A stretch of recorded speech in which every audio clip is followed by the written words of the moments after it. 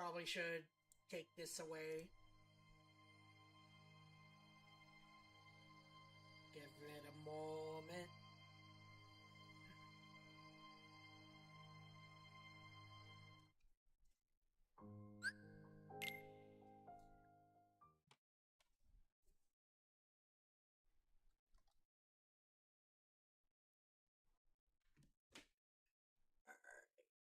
Where is game capture? There is game capture. Kingdom Hearts, Chain of Memories.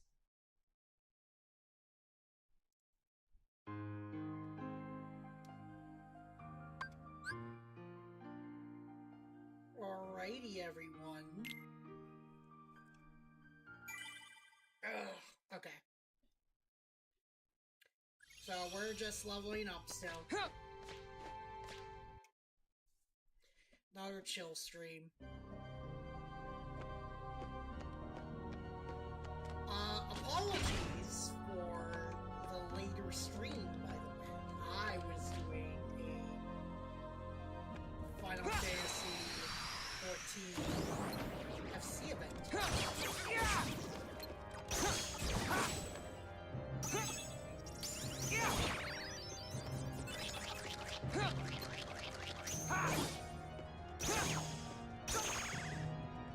Darkness!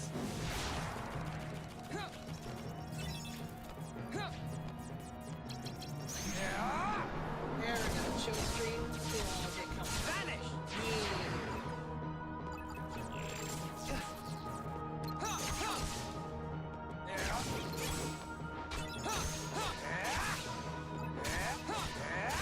Yeah, it's, how you doing today? It's really not gonna be too much. We're just gonna be leveling up right here.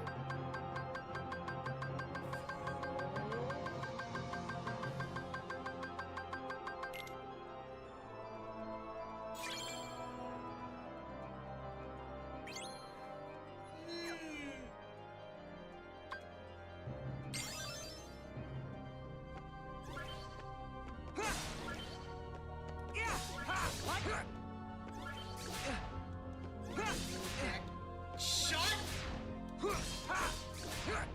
Stop!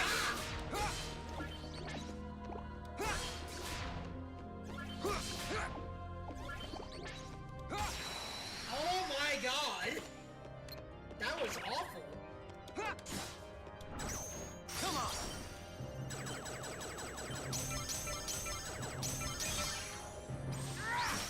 Like it!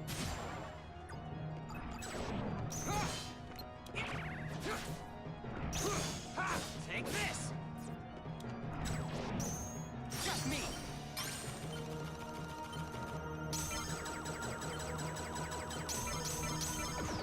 Damn it!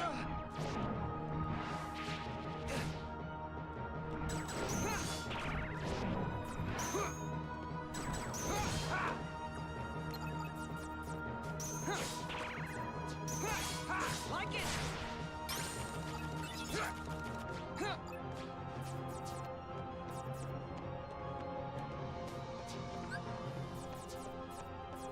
Your Majesty! Come on! Thank you, Loki. Take this! Darkness!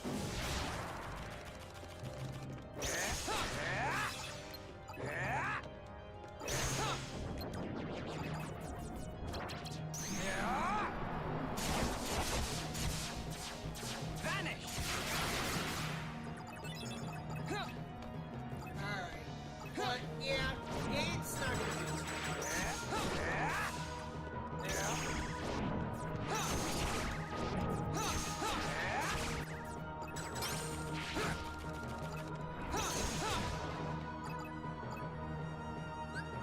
Alright, let's see.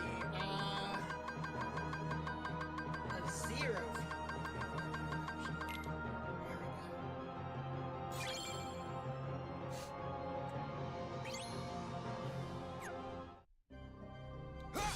Like it!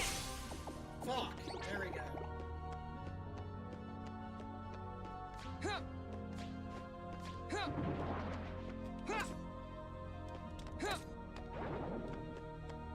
Get over here.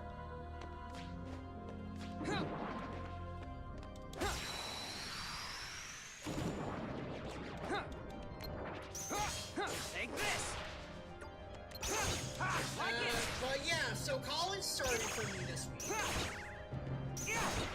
Take this. It seems like it's gonna be a pretty okay one. Darkness. Nothing too bad, it doesn't seem like. But you never know. Vanish.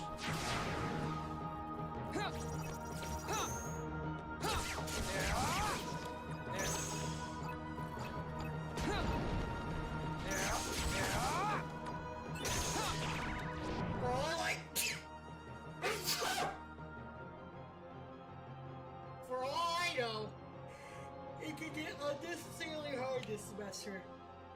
I know, one is gonna be full of group. Just me.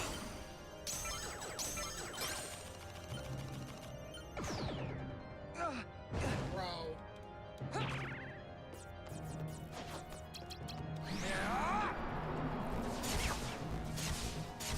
Vanish. Come on.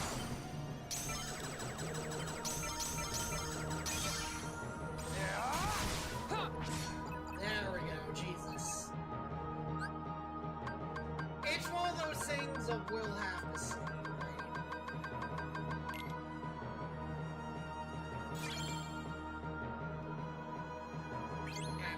But one of them's gonna be more group-oriented, had to mute and chase a K. My aggressive got concerned. Oh, okay. Hopefully Cat is okay.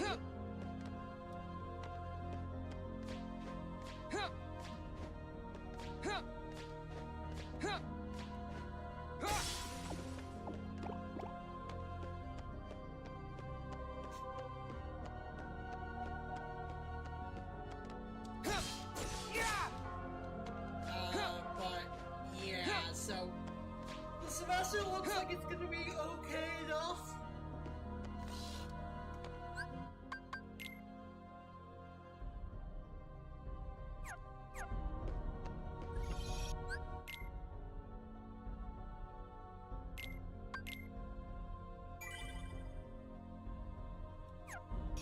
I am a little bit worried though. I might need to cancel Tuesday streams though.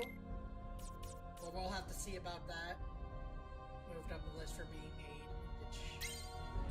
I mean, getting adopted by someone down in a nice form. Ooh. Yeah.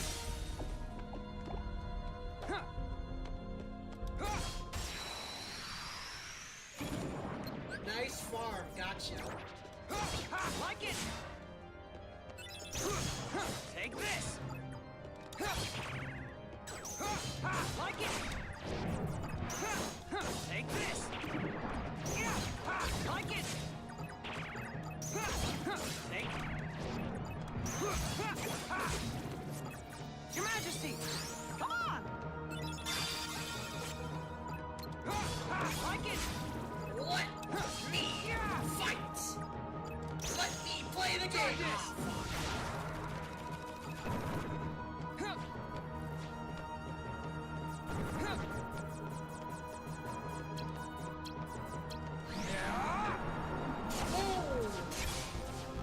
Vanish.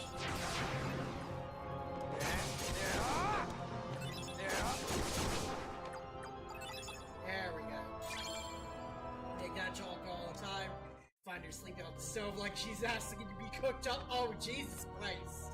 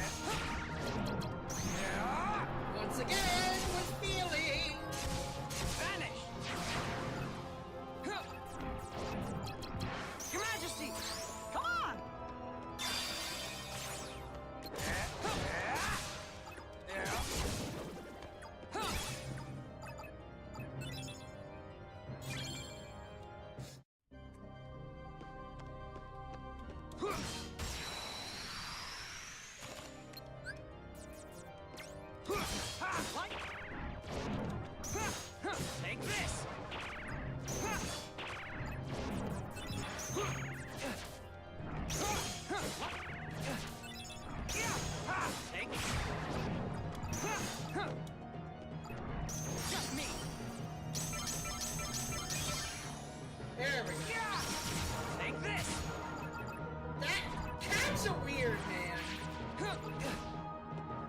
Darkness!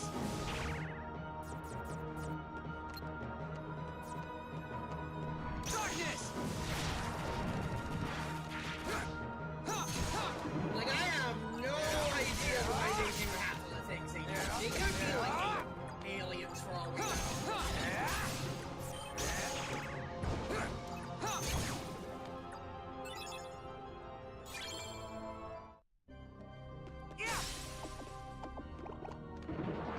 God, I am looking forward to when we do this as Sora, because, Like it! Darkness! because at least when we have Sora, we'll be able to, cheese it, right?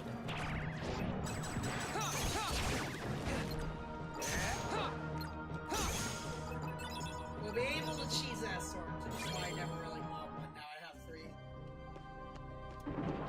Get wrecked. Get wrecked, cat parent. Get riggedy wrecked, son!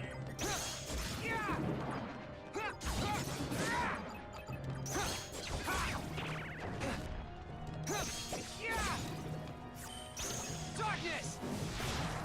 Alright.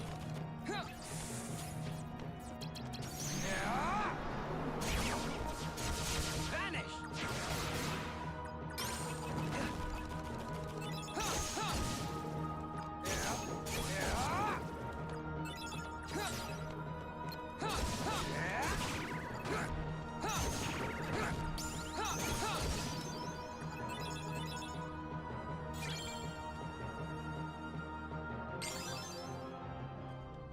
More HP.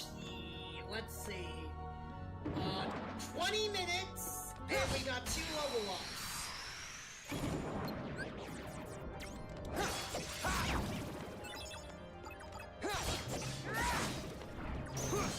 Take this!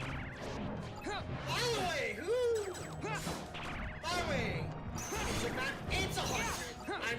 It's either 99 or 100. It's one of those two. I'm pretty sure it's 99. But we will have to see.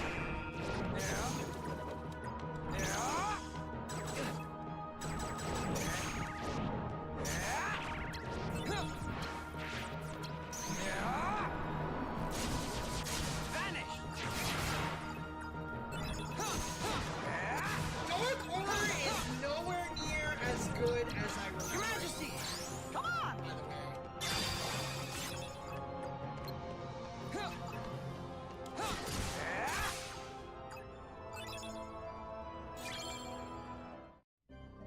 We are now at level 70 though, so we're almost there. I think we were at 56 in last stream.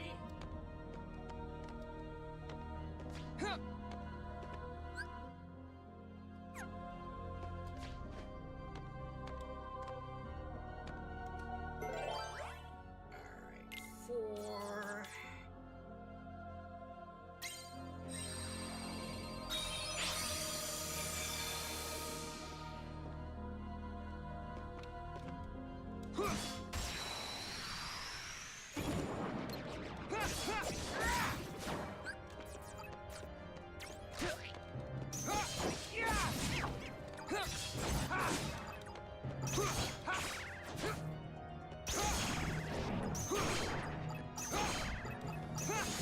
Like it! Darkness!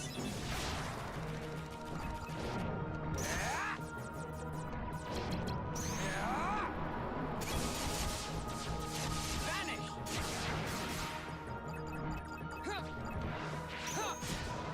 Yeah, unfortunately, Dark Aura is nowhere near the nuke I thought it was.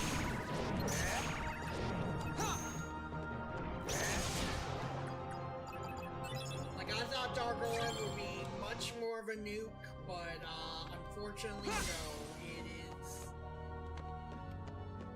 It helps a lot, but it's not nearly as OP as I remember it being, unfortunately.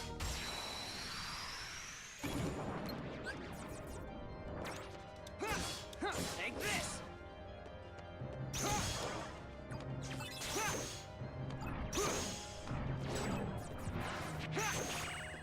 Darkness!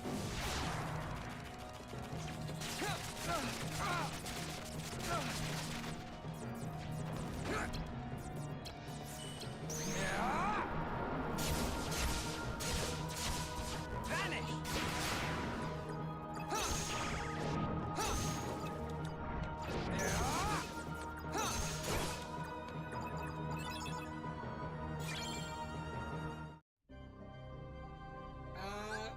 You know what? Let's check it out real quick.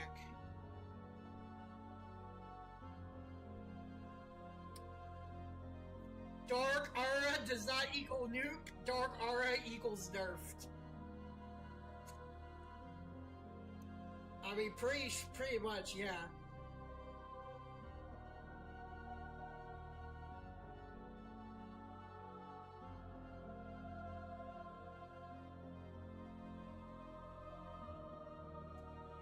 Alright,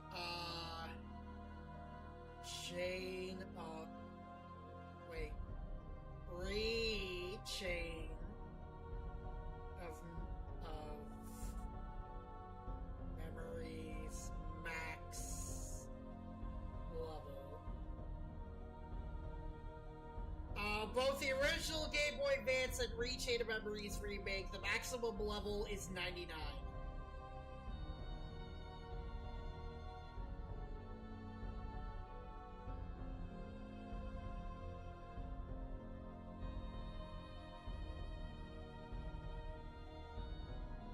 This AI overview is wrong. It says the GBA version you can max out HP and CP, but you can only max 2 of these stats, even though there are 2. In the Re-Chain of Memories, you can max out HP, CP, and potentially other stats like NP as well, even though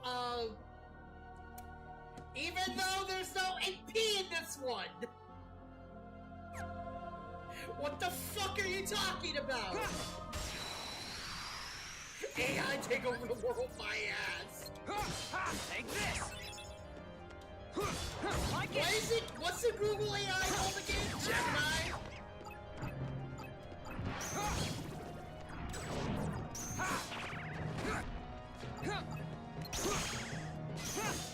Take this! Darkness! Yeah, nah, I'm sorry, chat, you're cooked. AI is cooked.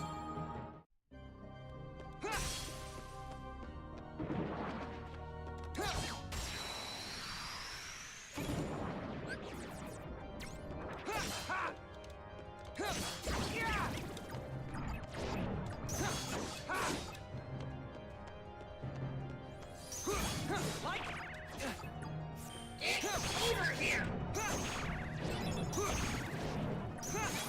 Take this! Darkness!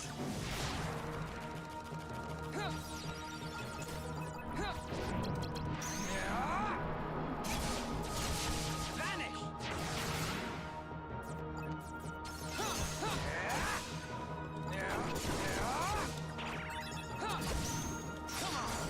Come on, baby.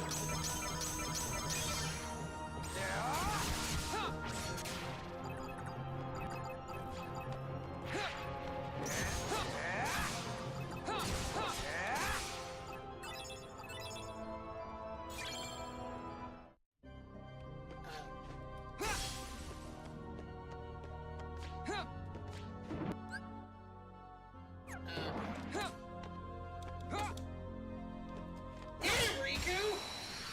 Why you gotta whiff? Why you gotta whiff? Take this!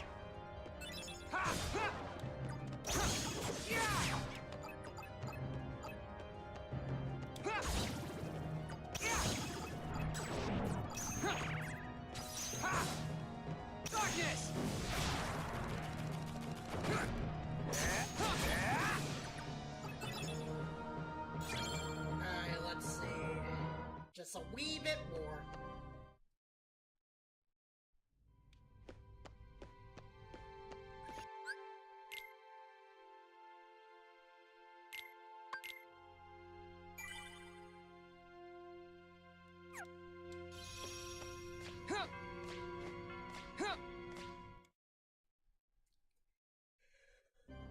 Okay.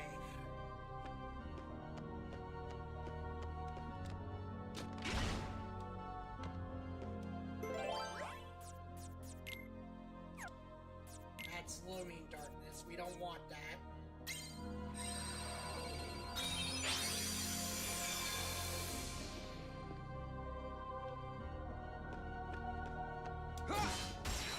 The targeting in this game is really being said.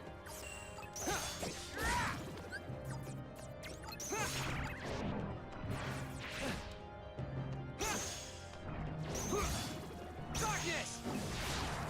Like, I really do wish targeting in this game was a little bit better. Vanish! Like, I've been enjoying reaching way more than I thought I would. On like a what? This is like my third, fourth time playing this one. First time, second time on stream. Your Majesty! Come on! But it's like, I did not think I would enjoy it as much as I did. But that being said, there are clear times where the GBA version is just much more superior, in my opinion.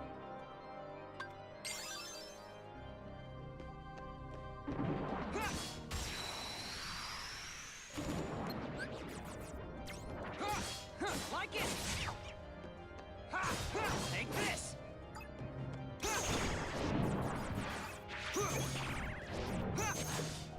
Darkness!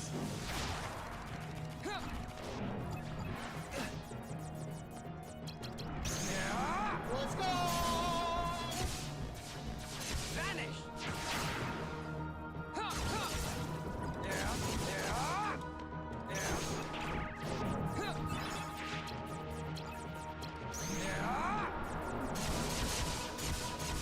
Vanish!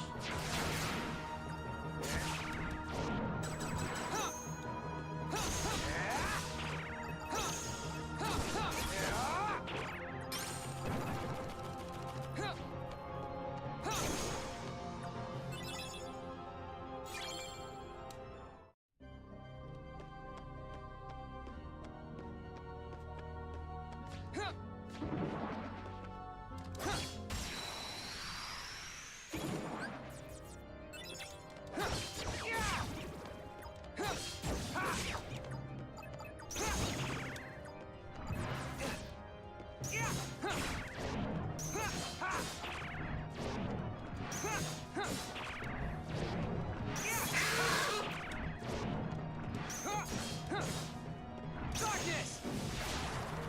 Oh, Jesus Christ! I can't stand these guys! Vanish! They become much more manageable in 2, but it's like, Jesus Christ, like, from 2 onward, they become way more manageable. But it's like, in 1, Chain of Memories, fuck them. Jesus Christ. Like, so much cancer.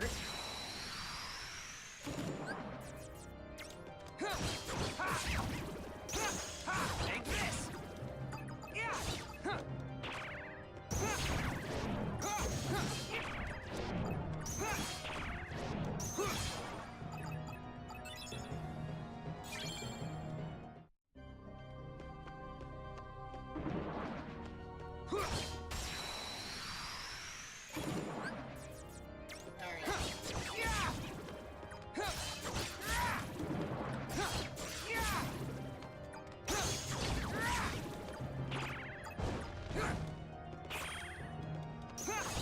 Like it!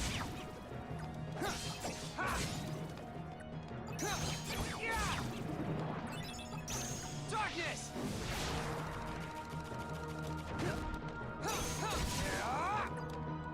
I love how he spins like a Beyblade, though, in all honesty.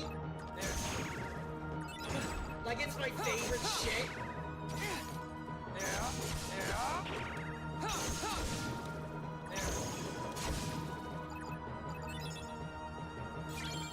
Yes, I got my Wo-Chien. I got my shiny Wo-Chien because I restarted, restarted, but like I have a Switch 2 now, so I'm playing Violet again. So I got my Wuxian. Probably not gonna do it for my other saves though. In all honesty, I'm just gonna chill out. Cause like I can just the one is good enough, I feel. Take this! Come on! I do not like that! Take this! I get you. I get you. You know they're upping the price of the Switch 1 though, right? It's so fucking dumb, man.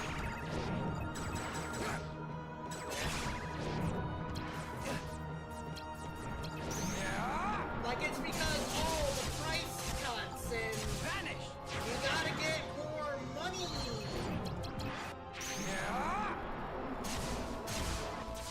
Yeah, I'm fine with my OG Switch, honestly.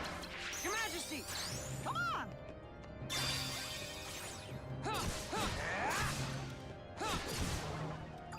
Because my OG Switch has a few extra features, if you know what I mean.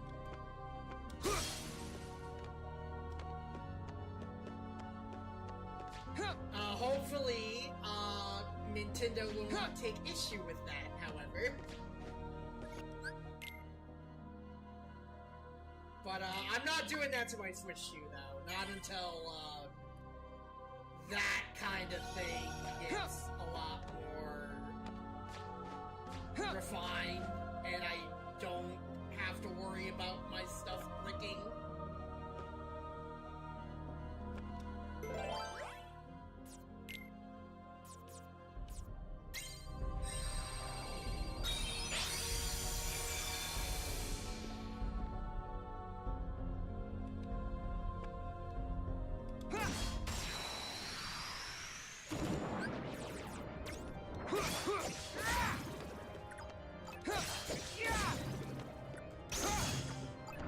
Just me! Take this!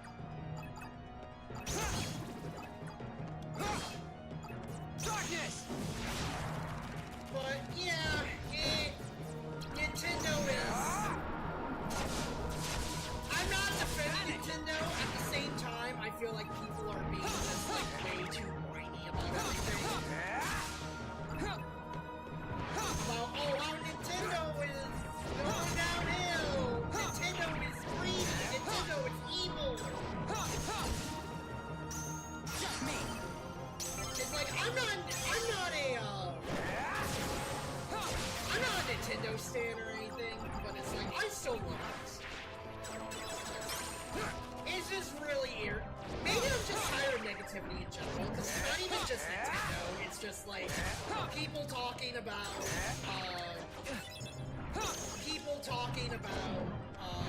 Final Fantasy 14, for example. Oh, it's the worst expansion ever. Oh, there's problems with this. And it's like, I get your problems. Can you at least not make it to where... Can you at least voice your problems to where they're not exhausting?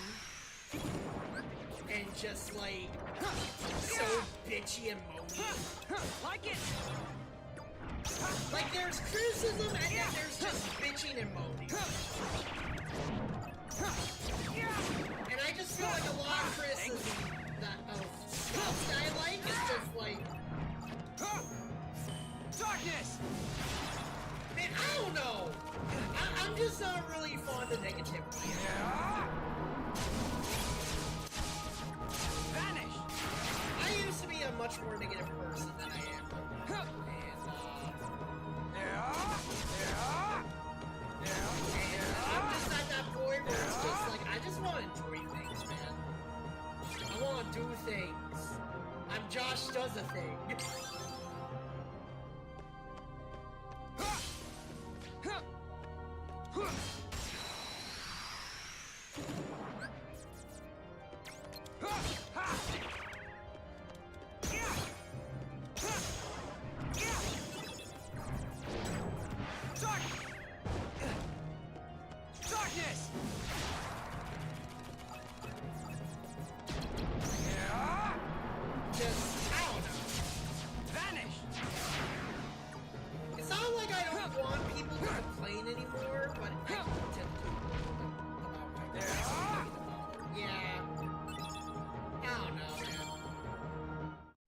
it's just getting to a point where it's just like people like complaining lately has just been feeling like a drag.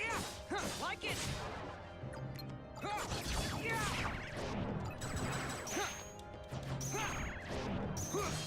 Take it.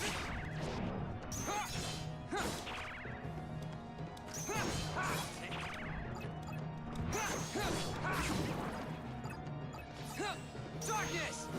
And it's just like...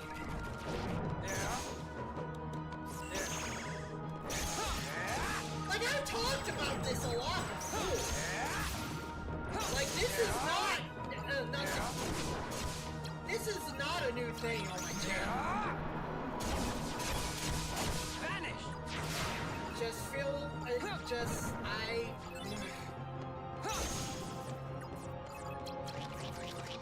Your Majesty! Come on!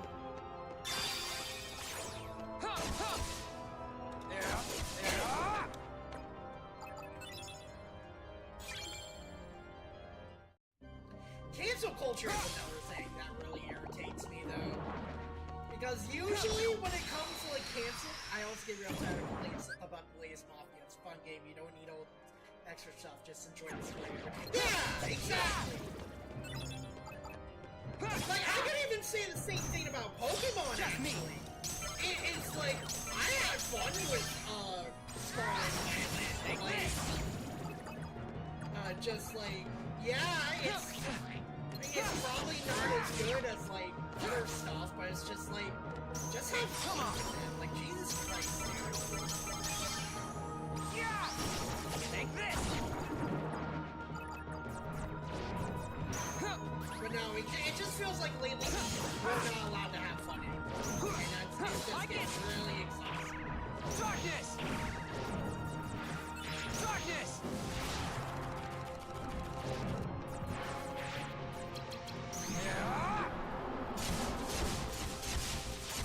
Vanish! Your Majesty! Come on!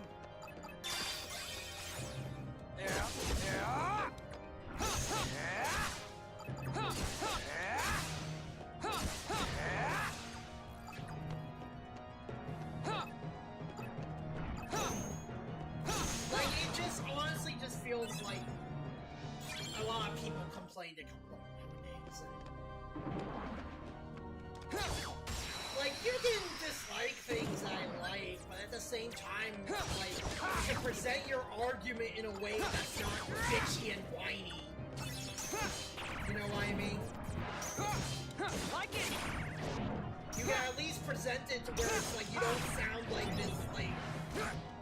You don't sound like this pretentious snob who thinks that everything in media must adhere to your standards. Darkness! Darkness! That's my big problem, I think. My big problem is you sound pretentious. It's what people sound pretentious to me.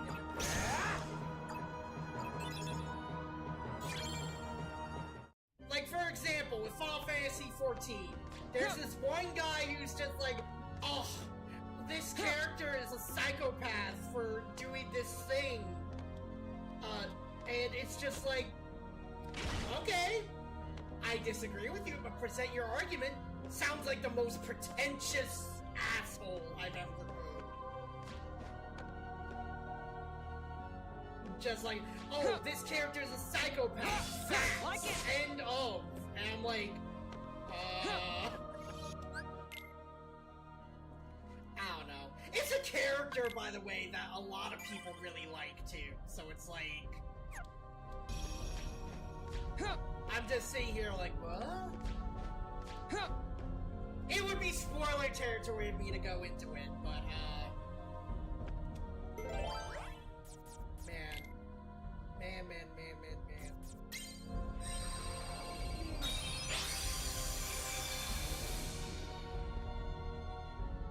You just accidentally ran into Ho-Oh? Nice.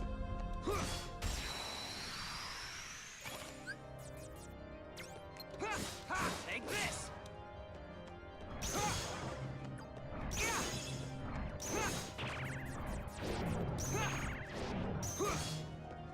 Darkness!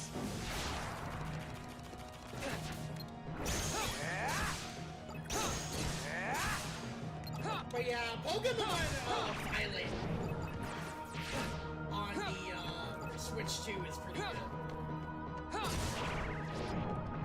Definitely runs a lot smoother.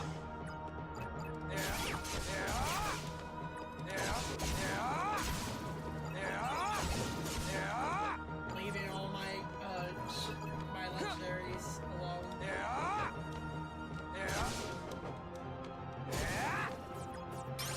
I still get them because of legendaries.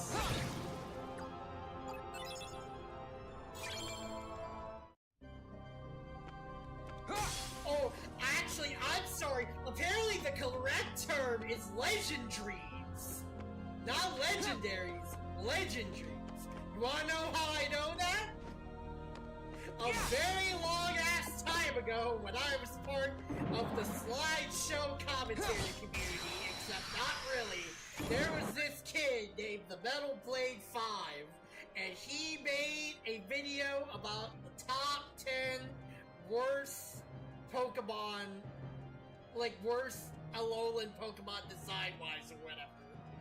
And when he was talking about legendaries, like, everyone thought he was wrong, because he said legendaries, and we were like, you mean legendaries? And then nope, it turns out it was a thing. His video was garbage though, and a lot of people were getting onto him and shit. But a friend of mine in Rumble actually made like a commentary video on him. That turned into a whole feud.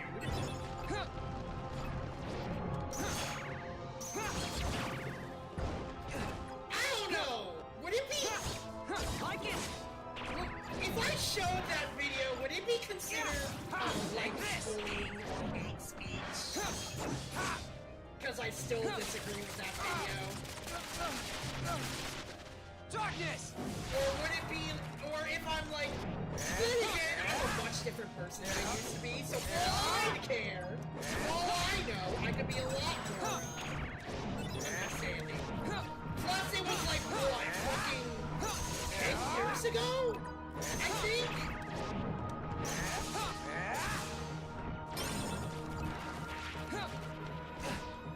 Like this is when Sun and Moon were the latest ones. When Sun and Moon were the latest ones, that was when this video was made. I don't care if it is or not. Vanish!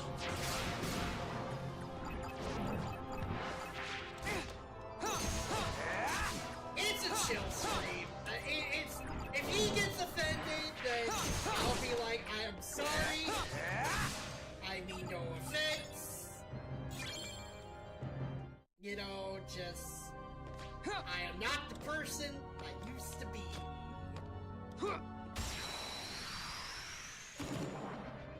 Yeah! Like it!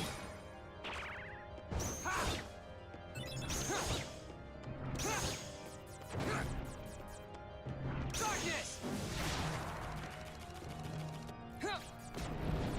Plus, who knows? Maybe his opinions are like much... Vanish! What's the word?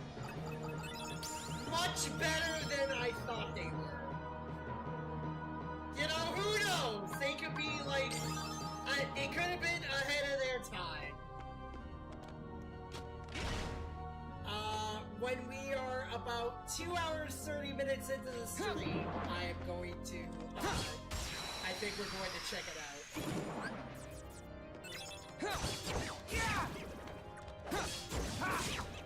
We're just gonna totally derail because the Metal Blade 5's opinion on legendary or legendaries.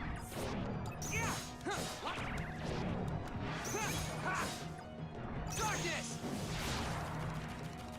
Tend to be soft when it comes to emotions and defense. Nobody can take a joke or criticism without being offended. Yeah!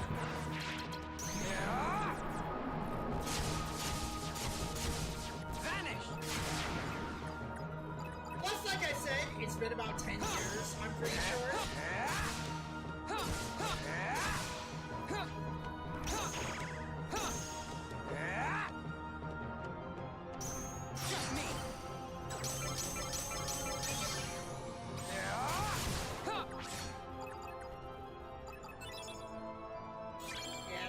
probably grew up, honestly. At least I think he was a kid. I thought he was younger than me. Take this! What?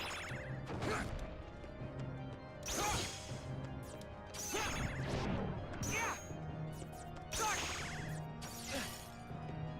Darkness!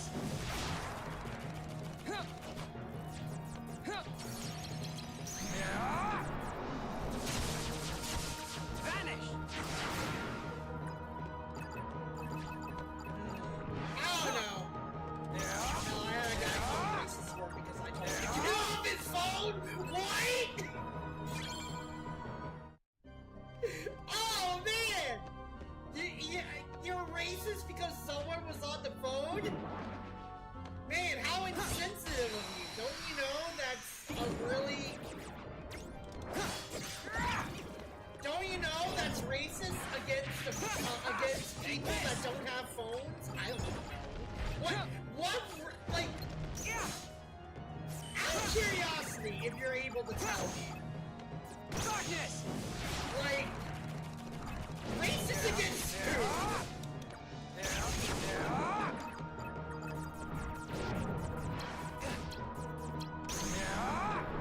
No, I am damn well married to a black woman. Yeah! So it just sounds like this guy was just like trying to find some excuse. Come on! No!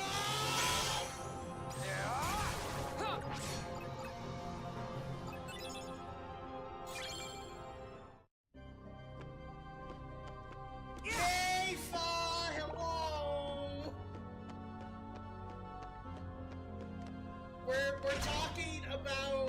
We're talking about my history that goes back to like 10, 15 years. This looks slightly prettier than when I played on GBA.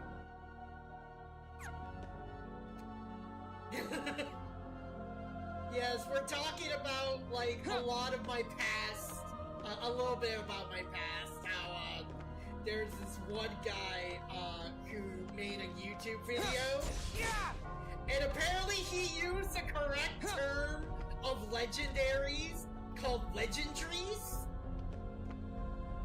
and everyone shat there are many other reasons people shat on his video, his Pokemon video, but like everyone was just like, oh, it's actually legendaries. No, it turns out like actually legendaries is the correct term. That doesn't make sense, but it's like also I was talking about just like how I was part of this community called the slideshow commentary community. I didn't actually make videos in it, but I knew / know people in it. It's kind of died out at this point. A lot of shitty people were outed from that community, but basically, the gist is, the gist of the gist of the videos of the slideshow commentary community was, basically, you take a video, you pause parts of the video where after the video makes a statement, you put yourself in, or an avatar or whatever in there, along with a counterpoint to an argument that they make in the video. Sometimes you skip around, other times, sometimes you skip around, other times you go through the whole video. That's how it worked, though. I have several friends of mine that can explain it better, but, not a very good community, and a lot of people were outed as bad people. Unfortunately.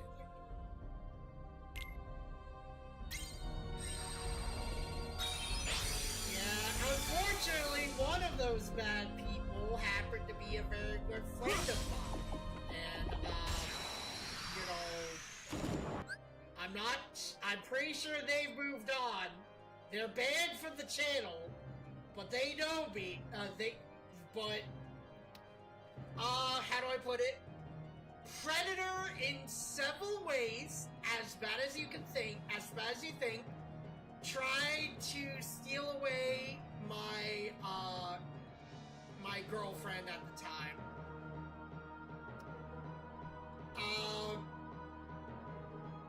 Who I met through, by the way. Yeah.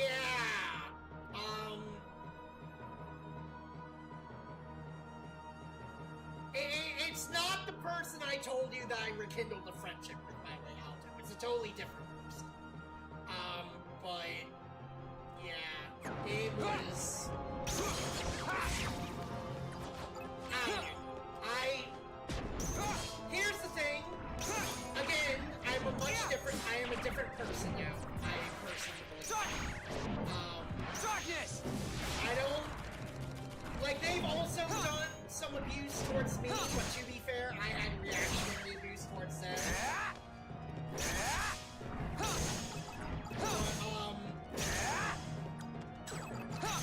I do wish, even though, like, we tried to call the police on them and everything, as far as I know, they're still out there.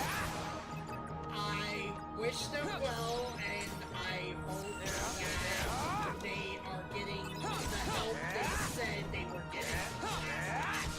I still Your Majesty! Come on! Otherwise, all I can do is take it on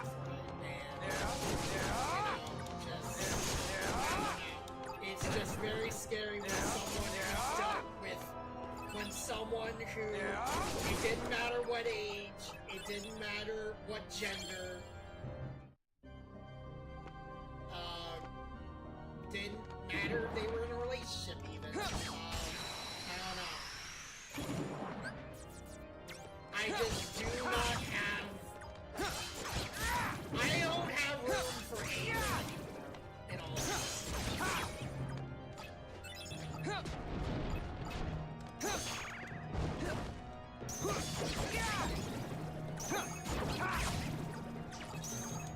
Just me! Out of my way! Like, I just do not have room anymore for, like, any anger. There's only one person, I think from the old group, I can say I genuinely hate. But that is probably because they represent the complete opposite of my values as a person. At least their actions do.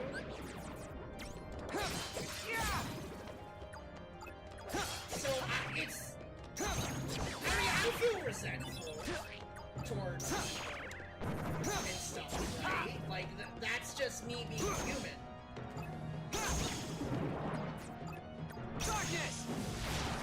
But...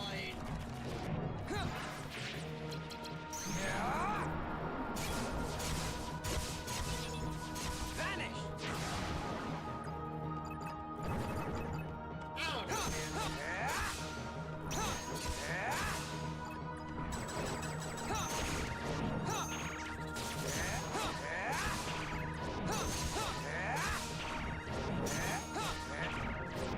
Your Majesty!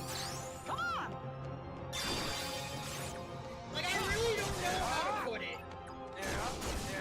And it's just, it hurts because I'm starting to get close to them too. And then it turns out they were doing this stuff still. Apparently. Behind my back. So, I don't know.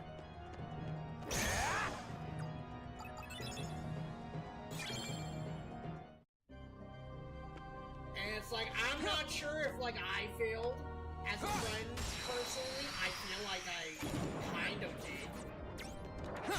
But it's like, at the same time, I was, like, they even admitted I was, like, the one that I was the nicest to them.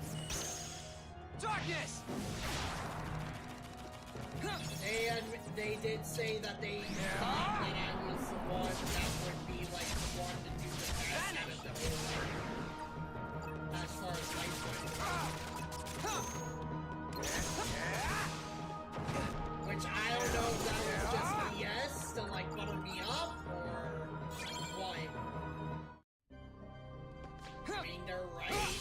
I pretty much succeeded much more, I believe, than than any of those people.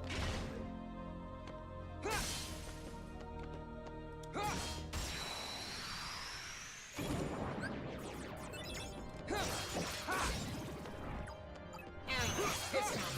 I'm not trying to back up. I apologize for coming off like that. Especially since one of my friends made one of my old friends is like now occasionally watching my content again, and you're talking with those people still. I don't want people to think like I'm like that. No, great. Just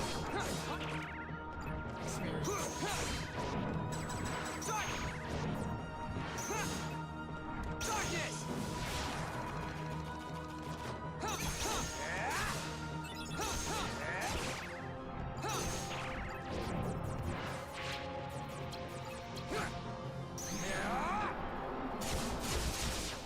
Vanish! but it is whatever.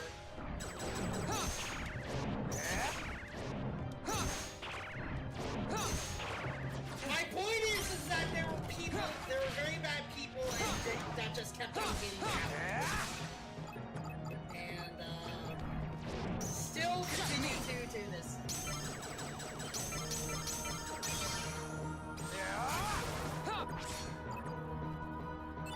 But, it's whatever at this point.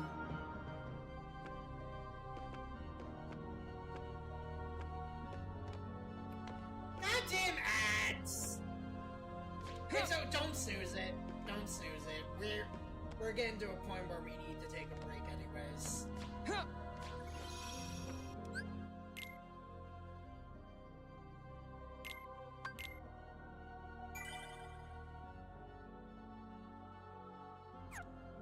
You know what?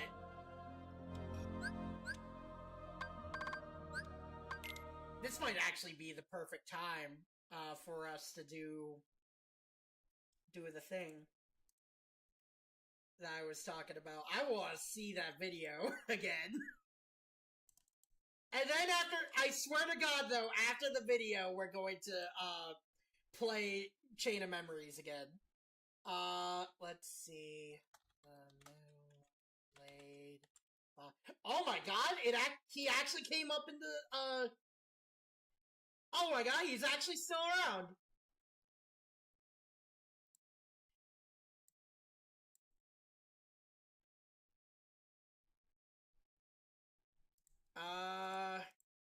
Let's see. I'll pull up YouTube then. Okay. Hang on. So, like, I remember I saw, like, his, thing, I saw his, like, there was a review of Yu-Gi-Oh! Vrains that I resonated with. Right? A while ago. Yeah, see, back then, he didn't really... let's see.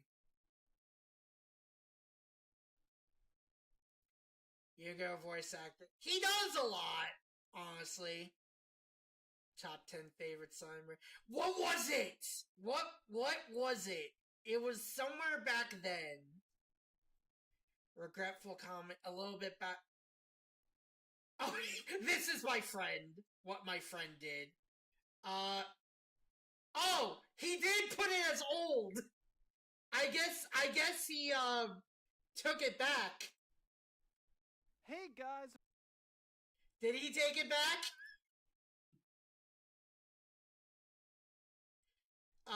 Since I've covered my favorite old, so...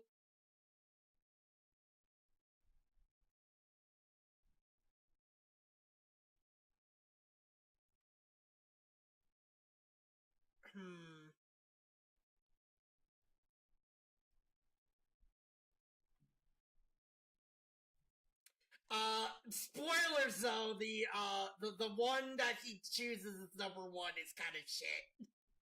In my opinion, at least. I don't know. I feel like I'm gonna cringe a little bit, in all honesty, looking at it.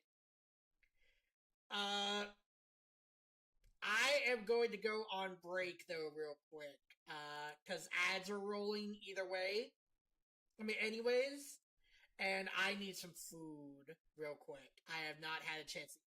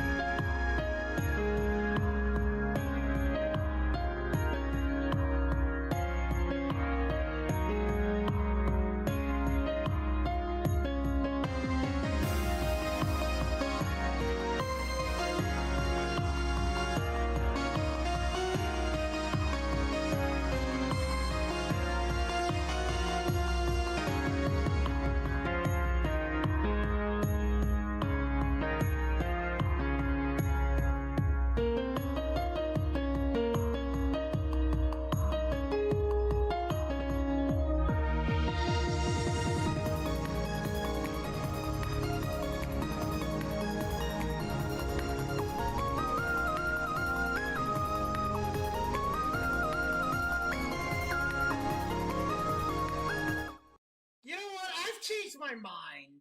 I'll let people watch this one on their own time. We're gonna see how his latest videos are. I'm very curious.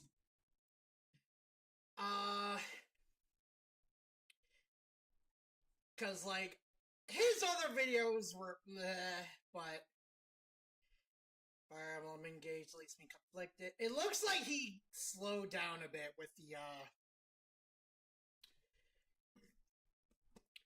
the uploads.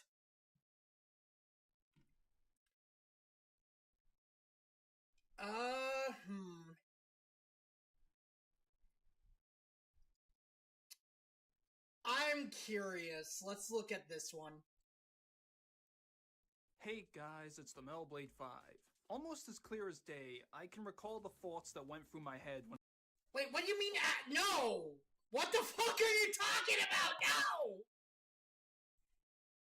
I saw the announcement of Sonic X Shadow Generations. When there were rumors of a Generations remaster not long prior, that was already good enough for me. But seeing the addition and main attraction of a brand new campaign for Shadow filled me with a lot of intrigue, to say the least. Shadow is a character who has sadly not been treated the kindest by the writing department in the modern era, or the 2010s to now be more accurate. Going from his well-developed character of being an introverted yet selfless hedgehog who does care about others, especially those he's grown close to, and remains steadfast in his mission of fulfilling his promise to Maria, who people often mistook for being an edgelord, into an actual edgelord. Amongst all the Flanderization and butchering of characters throughout the 2010s, Shadow's case I found to be one of the most egregious, because it completely spat in the face of his true character.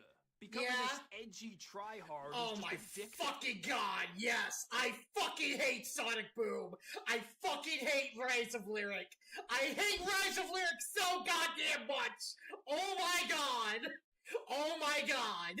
Me and my friend played it co-op and begged me, and after an hour, they begged me to stop playing. And I agreed, because oh my god, it was so bad. So then I played it one more time by myself after that, about a month or two later. Shadow's boss fight, the scene before the boss fight, and the boss fight itself, and after, I quit the game. It butchered Shadow so bad. Like, what is this? What is this? Everyone and can't have friends or feelings. Your loyalty to your pathetic friend. Shut the fuck up. Leading to more people calling him an edgelord in his entirety as part of some vicious cycle.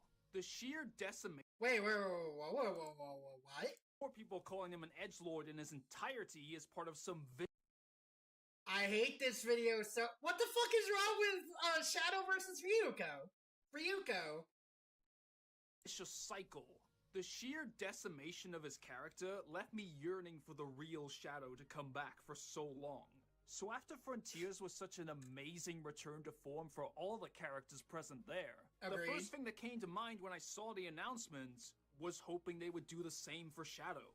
Then as more and more marketing was revealed for Shadow Generations over the months, including teases for the story and seeing the return of long-forgotten aspects of Shadow's character from— By the way, Dark Beginnings is peak, don't at me.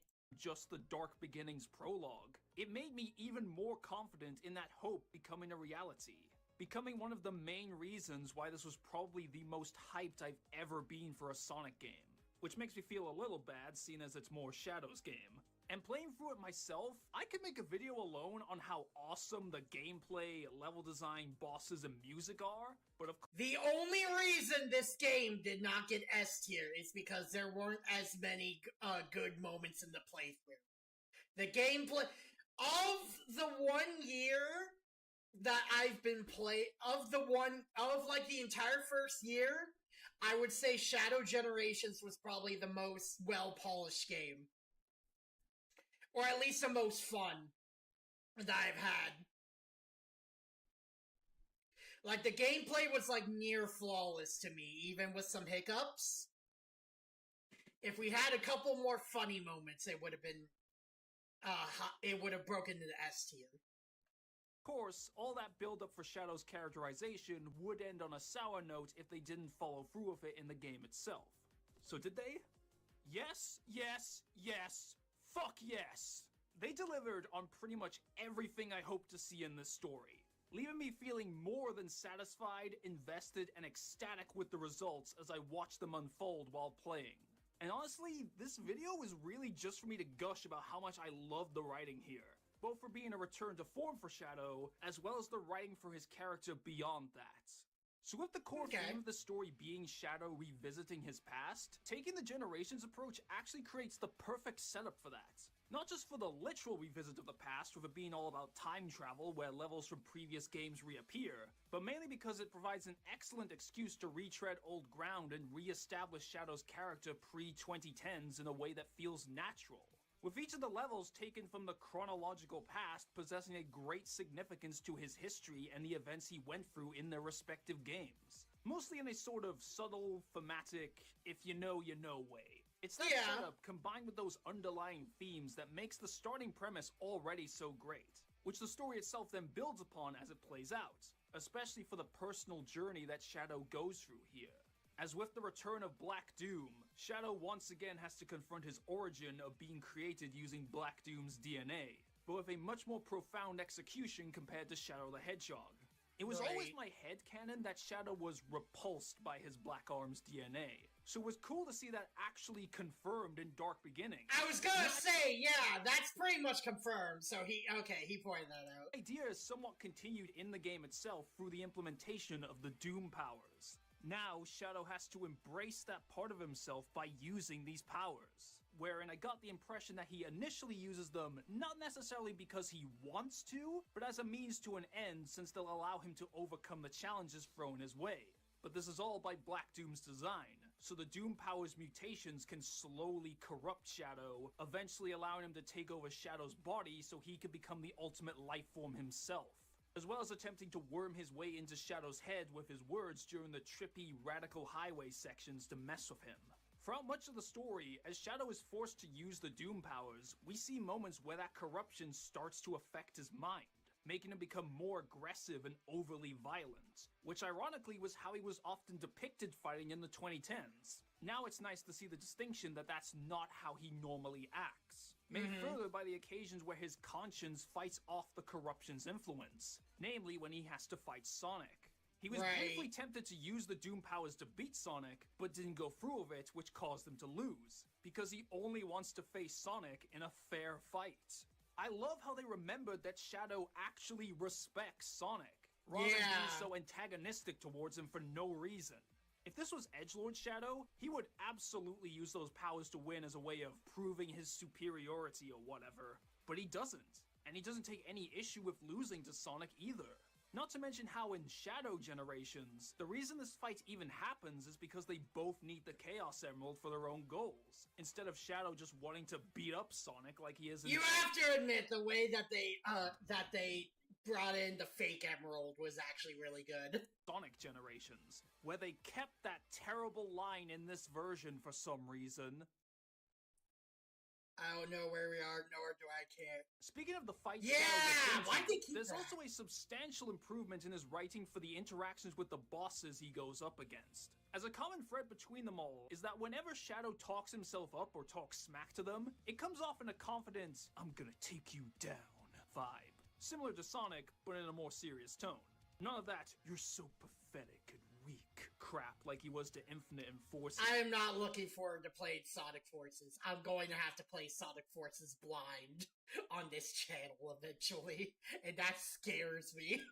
As for specifics, with the Bio-Lizard, as soon as the fight begins, Shadow says, "You tortured soul, I will end your suffering." They displayed that Shadow actually feels sympathetic towards the Bio-Lizard's painful existence, and that the whole fight is him trying to put it out of its misery, which is a far cry from how we tread it in Adventure 2. Get out, You ugly prototype! Showing that he's even developed a noticeable amount from his characterization back then.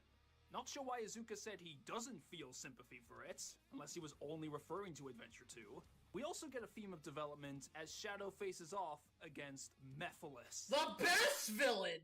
So many others, I was so stoked to see them bring back Mephiles, even for just a boss fight. He was such a perfect foil to Shadow in 06, being reflective of how he was throughout most of Adventure 2 Really the best when his villain. memories had been altered by Gerald, to again show how much he's grown since then. Though that does have to be another subtle thematic element here, seeing as Shadow doesn't remember Mephiles due to 06's whole thing of erasing itself from the timeline. You took everything from me. I don't even know who you are. Okay, that was good. I like that. That was good. With allies, we do get a little bit of the Team Dark dynamic in this game too. I always liked the execution of Team Dark's concept, in part because it allowed Shadow to find friends again after losing Maria, with whom he shows glimpses of his softer side. Only for Sega to be like, they're not actually friends because Shadow can't have any friends. Yeah, no, fuck off with that! All the time now. But thankfully, it appears they've gone back on that sentiment in this game. I mean, there's dialogue with Rouge that confirms Shadow was worried about her when she was trapped by the Time Eater, which is certainly an improvement from when he just ditched her and Omega when they needed his help in the Racing Overdrive short. And before the final battle, Rouge even admits just how much she trusts Shadow and cares about his well-being, which reminded me a lot of the moment when she said something similar to comfort Shadow in 06, which I thought was a great moment for both of them as characters. So it's nice to see them bring something like that back here. Even Omega confesses he has full belief in Shadow. So all in all, it leaves me thinking, thank you! That's what I've been missing from this team when you've been ignoring it over the years. For real. But I've been dancing around the real key component of this story long enough. With the story revisiting Shadow's past, there was one thing above all else I hope they do. Something I desperately wanted to see. And what do you know? Those crazy sons of bitches actually did it. Having Maria appear due to all this wibbly-wobbly, timey-wimey stuff. For all the character development potential and opportunity to show Shadow being more emotional with seeing her again after so long. And much like before, they did everything I hope they do with this.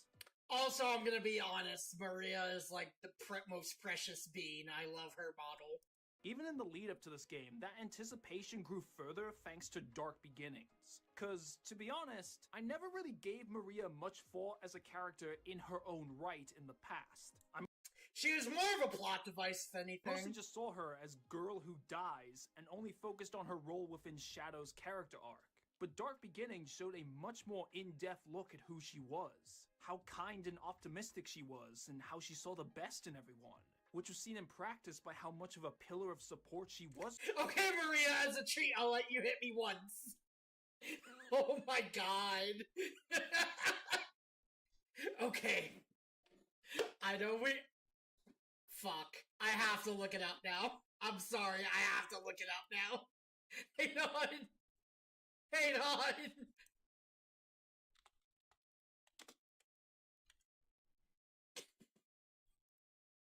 I have to look at which one? This one, yeah. Where? There we go. Back from the ether. It's okay, Maria. You know what? You can punch me once as a treat. Yeah, that one. This one. Okay, that's enough out of you. Disappear. I love her laugh. Okay, look. It makes me feel bad to banish you into the recesses of my mind. So let's make a compromise. Okay. You can stay as long as you don't punch me off with a gun. You got it, Shadow. All right, thank you. Here we go. Oh my god.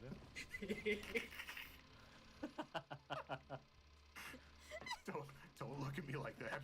Don't look at me like that, Maria. Look at you like what? Maria! I love that so much. I love that video so much. Hi, Thor. We're taking a small break from Kingdom Hearts. For Shadow, with how she was always there to comfort him and remind him of who he truly is when he was struggling with his own existence. Being this genetic experiment struggling to accomplish the reason he was created and sharing DNA with a demonic, warmongering alien race. leaving him fearing he can't find a place where he belongs. It gave me a much greater appreciation of Maria's character, while simultaneously enhancing Shadow's, as it provides a greater understanding of why he was so close to her, and why her death affected him so No, Shadow's backstory. Shadow Generations is not a part of Kingdom Hearts. deeply. Also, side tangent, it feels so much better having a version of Maria in the games who doesn't look like a Barbie doll. Actually, no, the Metal Blade 5 is also not canon. We're basically watching a guy whose 8-year-old video was really bad, but then I decided, no, we're not watching that. We're watching a recent video to see how he's improved. Or an alien. And Gerald was also I'm gonna bring up people from now on. Psychopathic Maria is my new head brought here, which I found so interesting to get a greater look at how altruistic he was before being driven mad with grief after Maria's death.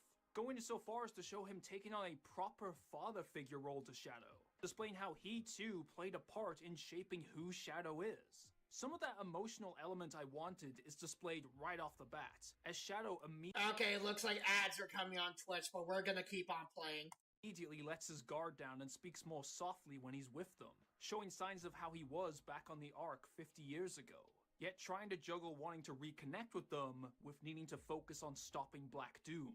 But it's with Black Doom's provocation towards Shadow that the emotional side of the story starts to come into full swing. As at this point, the Doom Power's corruption is at its worst, causing Shadow to be consumed by nothing but pure rage. Until, like always, Maria steps in and reminds him of who he is. Do you know why I named you Shadow? I love this. Because without light, there's only darkness. But a shadow will show you where to find the light. I think this explanation behind Shadow's name is the perfect metaphor for his true character. Hey, it's me, Goku! How deep down, he is caring and selfless behind his tough exterior and introverted nature. As not only can a shadow not exist without light, but how one may look imposing at first, but if you keep looking, you find the light. It gives Shadow's name a much greater meaning that acts as a constant reminder to himself on who he really is. Whenever he says his name, he is literally stating who he is as a person, or hedgehog. And we also learn in this moment that it was Maria who gave Shadow his name. And I think this too is a perfect way of symbolizing how important Maria's influence was on Shadow in just that one action. It's likely Maria immediately saw all the good in Shadow and all the potential for good he can do, which acted as her basis for the name. In naming Shadow, she helped define who he is straight from the get-go, meaning his name also acts as a reminder for all the belief Maria had in him. And it was dwelling. Okay, I see what he's getting at. Okay, that's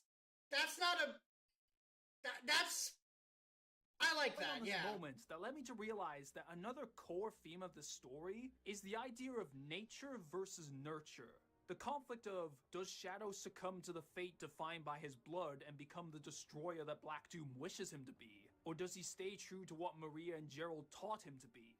A protector. It gave the story an even deeper meaning when I looked at it through that lens. One that I think accomplishes that theme much better than the game that kind of based itself entirely around that idea. And as an avid believer of the idea that the concept of real family shouldn't be defined by blood relation, I appreciated seeing this story highlight that, with the pure-hearted nurture side ultimately winning out, as thanks to Maria's words, Shadow is able to snap out of the corruption's influence. And from then on, even as he unlocks Doomwing and Black Doom grows stronger, he's able to fend off any more corruption by himself by holding on to everything Maria taught him, including how it's not what he is, but what he does that defines him, as well as holding on to her wish. Your wish for everyone to have a chance to be happy. I know that's not anything new for Shadow, but it felt so good to hear him say that after having it also ignored in the 2010s. And him giving the biggest smile he's ever given is the icing on the cake of showing his emotions and care. Then, even as Black Doom continues his attempts to worm his way into Shadow's head and force him to succumb to the corruption during the final boss fight, Shadow continues to keep hold of Maria's words and stays true to himself throughout, culminating in the coolest climax to his battle with his origins in this nature versus nurture conflict. Cannot deny what you are. I didn't really think about nature versus nurture. That's interesting to put. One and the same. I am Shadow the Hedgehog. This is the destiny I choose. Denying Black Doom's manipulations and carving his own path in a way that mirrors his characterization in 06, Shadow brings an end to all this and finishes off Black Doom. And in doing so, erases the Doom powers. Which bummed me out a bit from a gameplay standpoint, because they were cool powers, but works well from a story standpoint, since it severs Shadow's connections to Black Doom and the rest of the Black Arms, the side of himself he's always hated, allowing him to finally break free from it. But with Black Doom's defeat, also means that Maria and Gerald start to fade away to return to their own time, leading to such a heartfelt conclusion for Shadow's character arc in this game. He toyed with the idea of changing the past to save them, and Dark Beginnings even ended with Shadow pondering what his life could have been like if Maria hadn't died. So now, he desperately tries to stop them disappearing because he doesn't want to lose them again, even if it means preventing the Sonics from being able to stop the Time Eater. But Maria, once again, gets through to him to convince him, alongside dialogue with Gerald about how changing the past would undo all the good Shadow's done and fundamentally change who he is, likely playing into that, leading Shadow to reluctantly do the hardest thing and let them go. This is something that Edgelord Shadow would not do. That Shadow would be selfish by not caring about the wider situation at hand or Maria's wishes and stop them from disappearing. But here, he lets them go. Because deep down, he knows it's the right thing to do, and because it's what Maria wants for him too, as much as it kills him to do so. The fact that this is the second time in the whole series we ever see Shadow cry, not only further conveys the extent of how losing Maria affected him when contrasting his usual headstrong demeanor, but also goes to show he does have feelings, and isn't this one-note jerkish edgelord. He sacrificed his own happiness for the sake of helping everyone else. That proves just how selfless Shadow truly is when he's done right. He just needed the push to make that difficult sacrifice. That coming in the form of Maria's final words to him. I know I'll see you again. And if fate draws us apart, I will always be in your heart.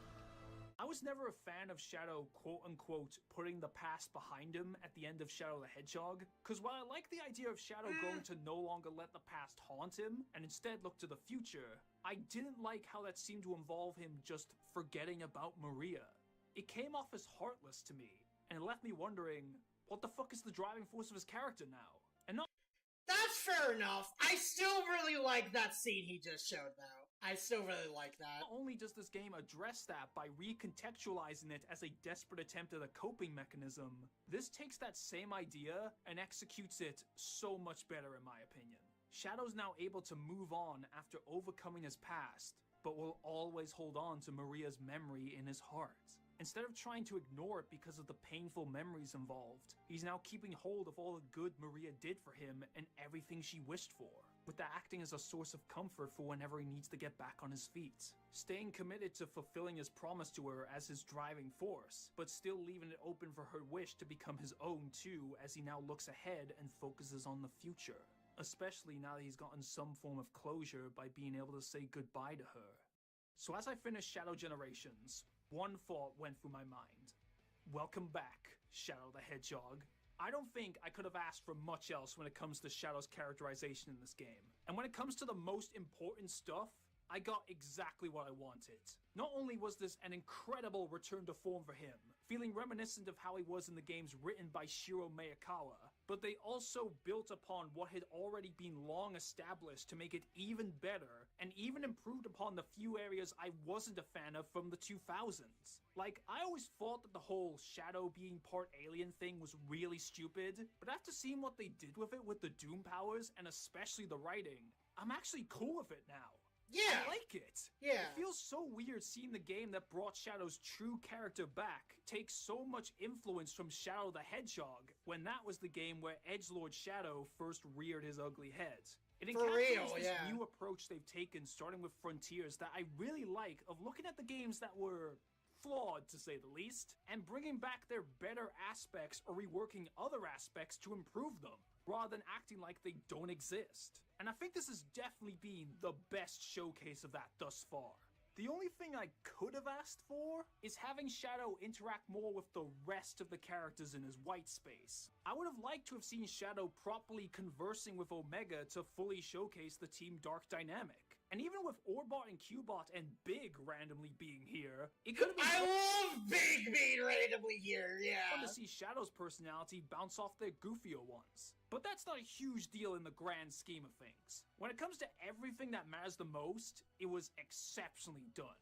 Never has the lyrics to All Hail Shadow fit so perfectly than listening to them after finishing this game. Which must be why they used it as a leitmotif throughout, including the awesome remix when against Neo Devil Doom.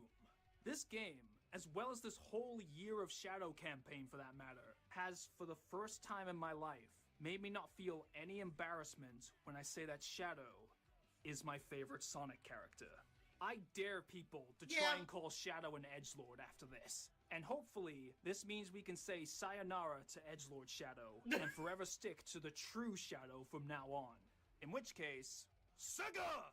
Make a full-fledged Shadow game with this kind of gameplay and writing, and my life is yours.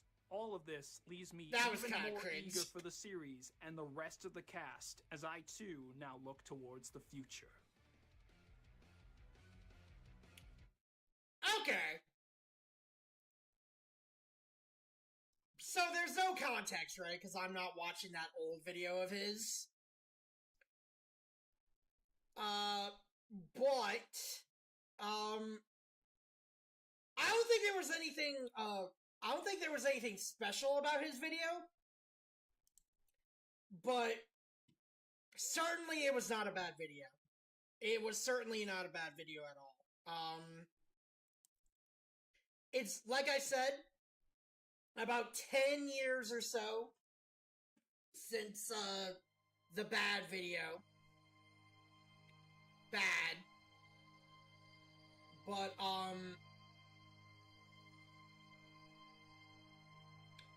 honestly, no. Like, there wasn't a problem with that video. It just felt like, his video felt like something I would do, where I would just give my own thoughts. And just, like, say some stuff, maybe, that was probably no shit. And then maybe some, like, profound, like, stuff. Some, like, profound stuff that people haven't thought of. It feels like something I would do, in all honesty.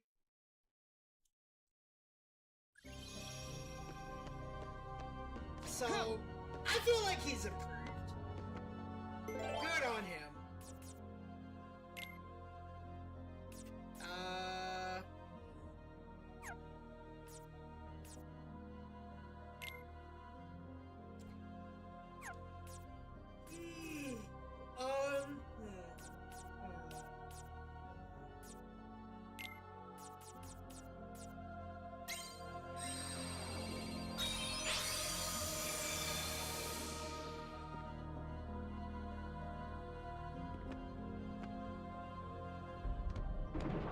I agree though with psychopathic Maria.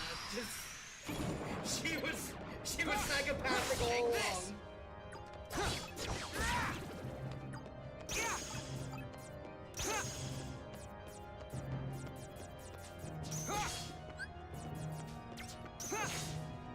Darkness!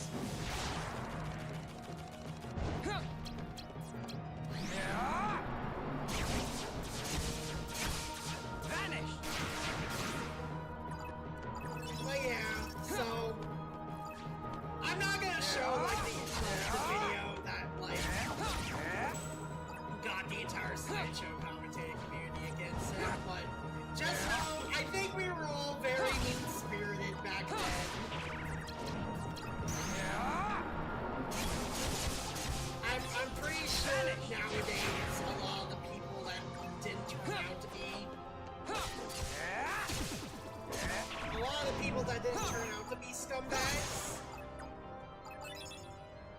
probably like, yeah, we were a bit too mean, I guess.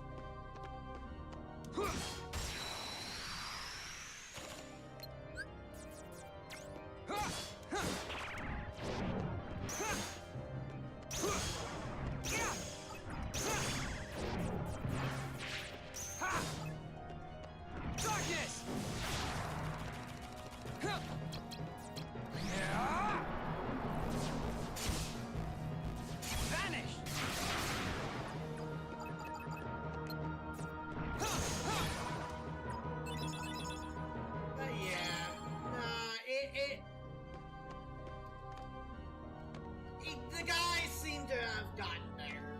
It feels like a video I would make, in all honesty. Just like where I give my own thoughts, even if they're not really that thought-provoking.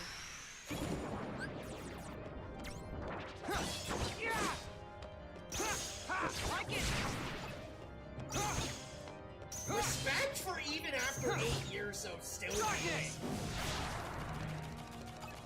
Like, seriously, I did not think that he would still be making videos.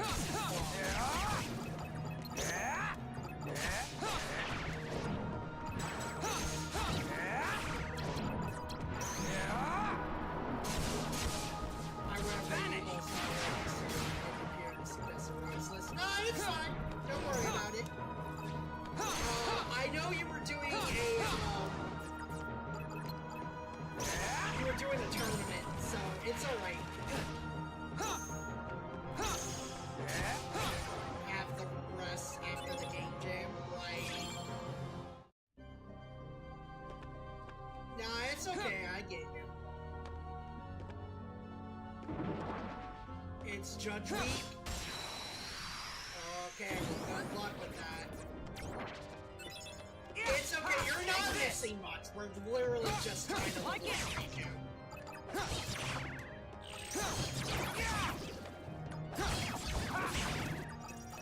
Like, literally, it's a chill stream. We even took some time away from Kingdom Hearts just to...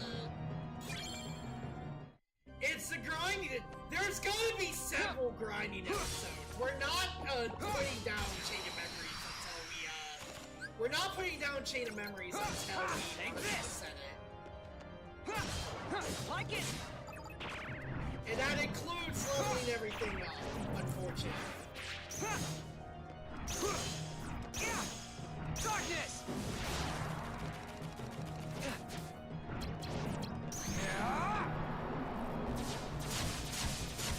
Vanish!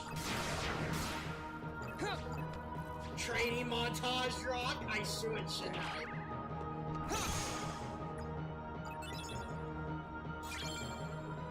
Would I get copyright struck if I put on Crocodile Rock? I imagine I would.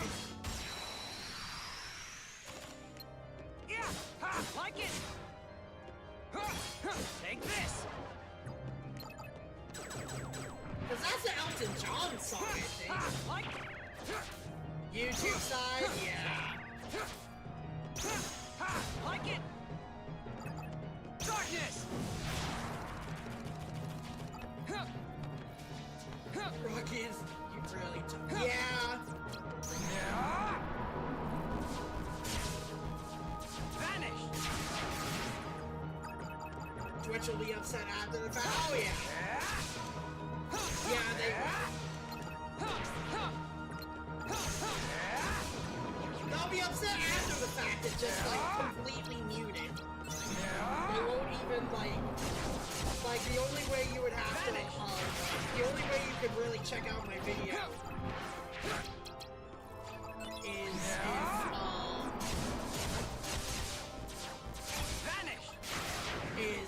the VOD on YouTube. There's the whole reason I do YouTube Your Majesty for the VOD. Come on! Yeah, they just did it.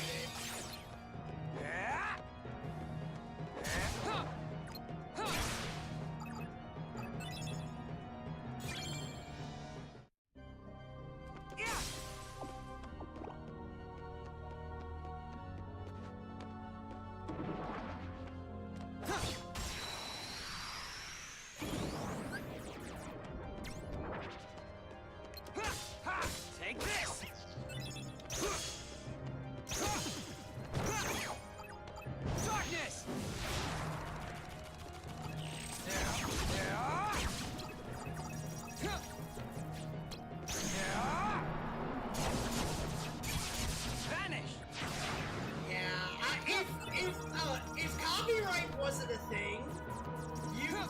believe I would be using a lot of copyrighted stuff. Just me! Just me! I love how David Gallagher Take this! says some lines, by the way.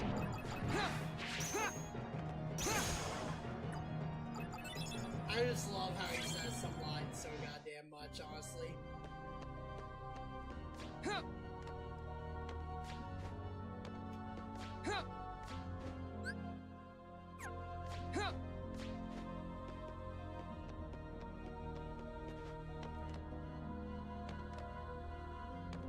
That is bullshit. You should be able to get that, Riku. Come on.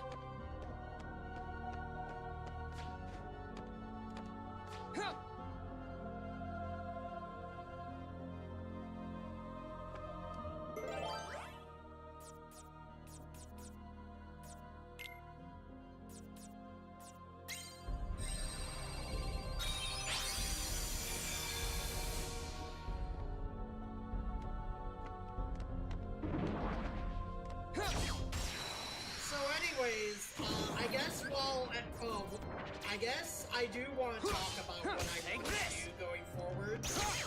Like it! So, I believe I said I want to focus a little bit more on Square Enix stuff. Get a load of this! So what I'm considering doing is during the school year. Darkness! During the school year, I'm gonna have Tuesday streams and then Saturday and Sunday. One day of the stream will be strictly Final Fantasy 14, unless I decide otherwise. Take this! Another day of the stream will be a Square Enix game. Like it! And then after Deltarune, my plan is to do Twilight Princess Randomize. Take this! After Twilight Princess Randomize, I'm probably gonna go to another Square Enix game. And one of the slots we're probably gonna be, and then we're probably gonna alternate between a Square Enix game and a non-Square Enix game for one of the slots.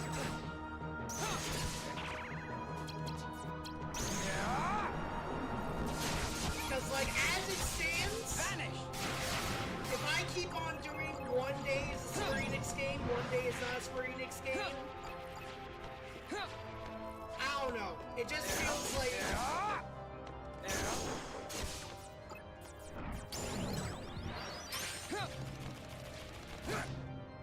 don't know. Part of me feels like if I tried to do that, if I tried to do just like... Well, I don't know, because like 14 is a Square Enix game, obviously. But at the same time, it's like...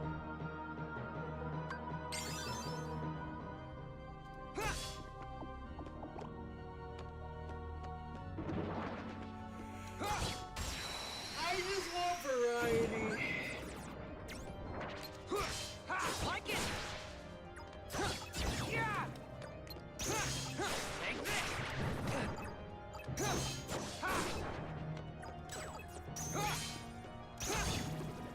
Darkness! But at the same time, it's like, I really want to go there on Square Enix games. I want to see if I can lean into that niche.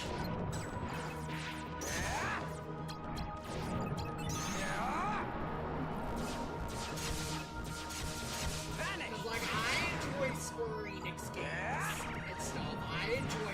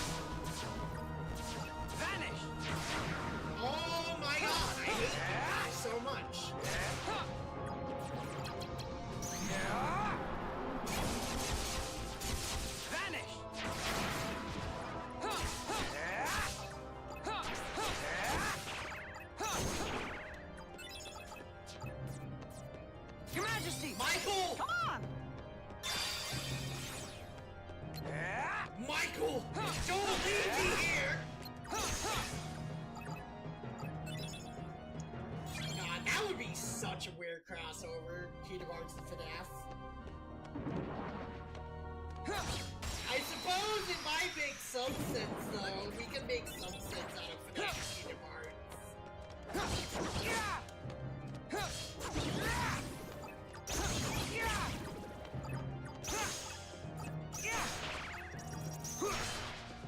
Darkness! You know what? Yeah. Let's see.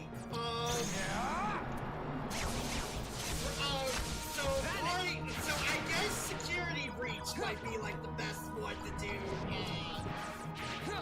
Kingdom Hearts for that, right? Vanish!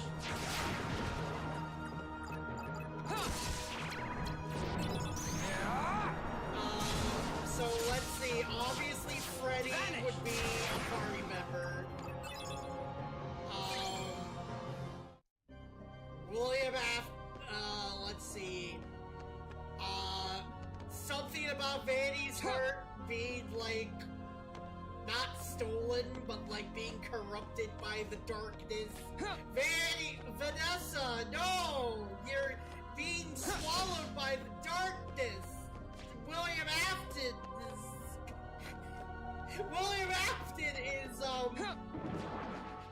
is using the Heartless.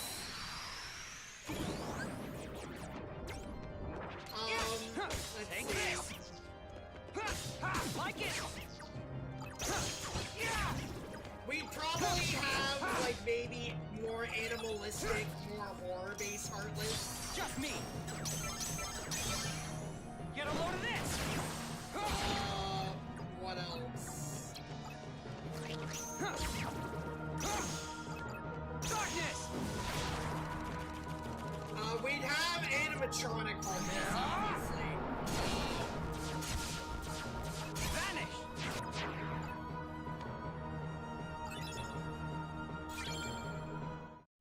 Let's see, animatronic Heartless. We'd have a lot of Beast Heartless, though. Like, we'd have some Halloween Town Heartless, too. I think we would have some Halloween Town Heartless in there. Take this! Like Search Ghosts. Maybe some Monsters Incorporated Heartless, too, actually. Then again, like, most of the Heartless there were like... It was mostly unversed, I think, with Monsters, Inc.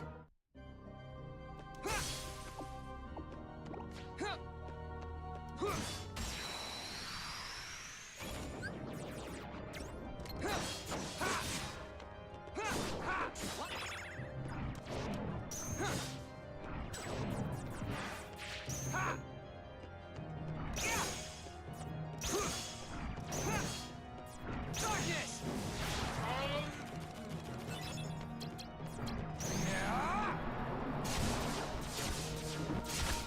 Vanish!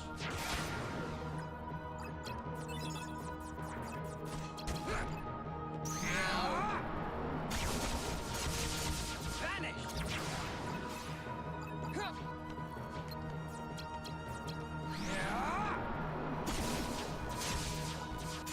Vanish!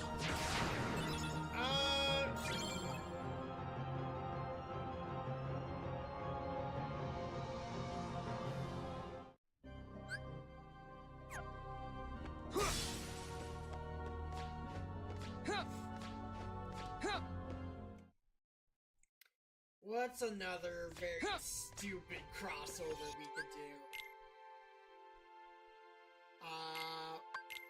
You know, might as well, like, think of, like, some... If I'm gonna be better at, like, talking to nothing, I might as well think of, like, stupid stuff. Let's see. Another stupid crossover.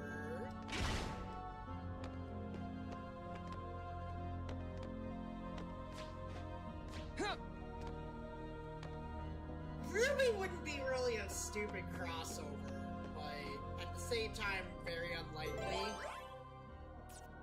The Grimm are very much like Heartless already.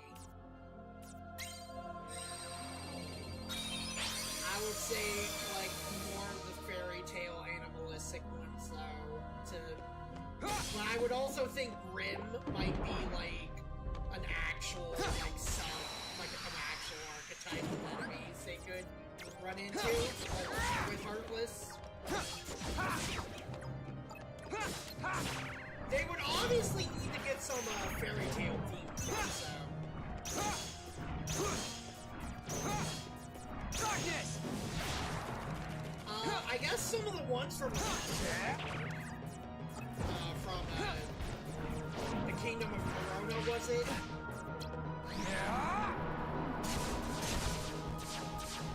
Vanish!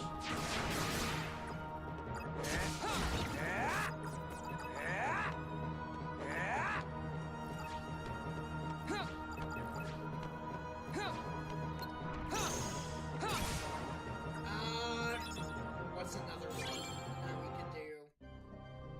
Well, no, yeah, Kingdom of Corona and stuff. What would be the plot?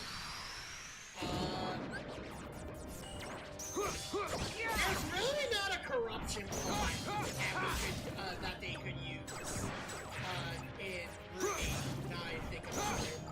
Maybe something about... There's like a lot they could do with Ruby World, honestly. If we wanted to do something with Volume 1. If you want to do something with Volume 1 of Ruby, you could just be very simple about it and just like have something perfect. Oh, that is evil! Oh, that's evil! Fuck you! That is evil! I don't even care that that's like just one experience, 10 experience. That is evil! You don't do that shit!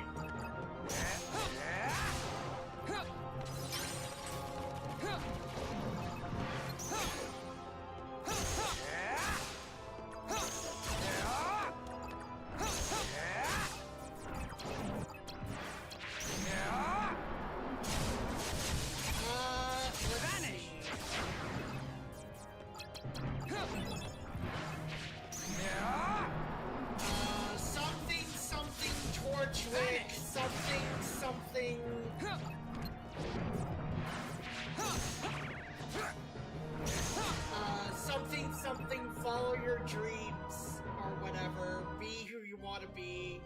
No. I say that, but that's not really what Ruby is about, really. Ruby is, like, more about self-discovery, I think. At least when it comes to the first few seasons. Take it.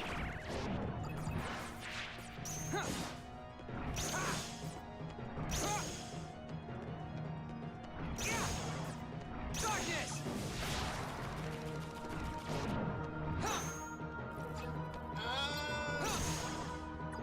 God.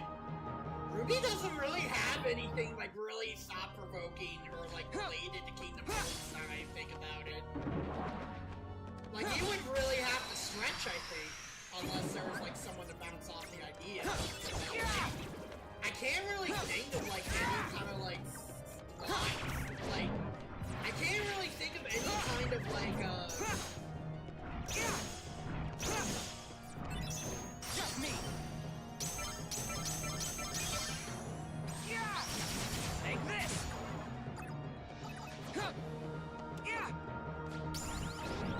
Because, like, with stuff with corruption plots is, like, easy, right? Like it! Like, stuff with corruption plots is, like, easy when it comes to, like, thinking of setting for Kingdom Hearts. Like, oh no, the darkness, it's gonna make a Heartless out of you! Or just the corruption!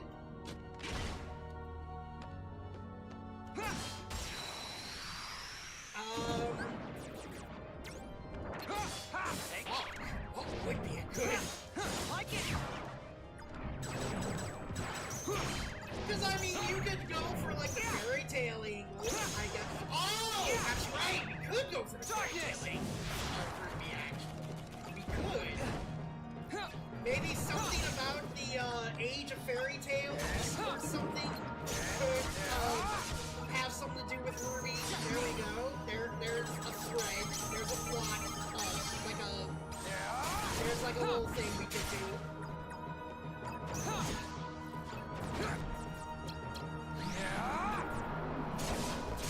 Vanish!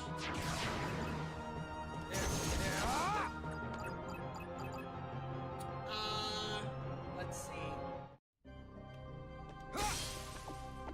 I can't really think of anything other than the Age of Fairy Tales angle. Like maybe Ruby, maybe Remnant has like some kind of like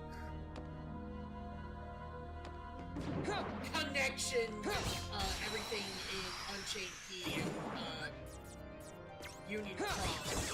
I don't see them I don't see Remnant actually being in like the Union Cross storyline though.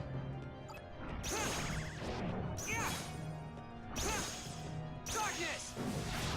Like I honestly see Remnant as just like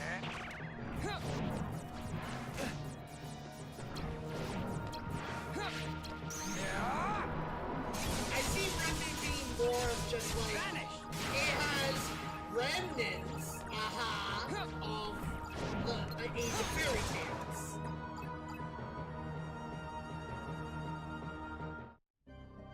I think that would be an interesting angle to go for. In all honesty. What else?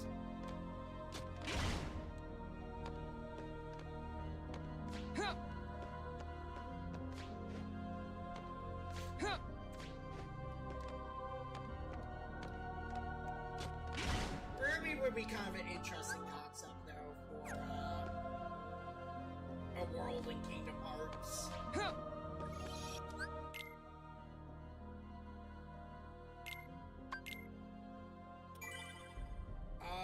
What's another balls to the walls out there we can do?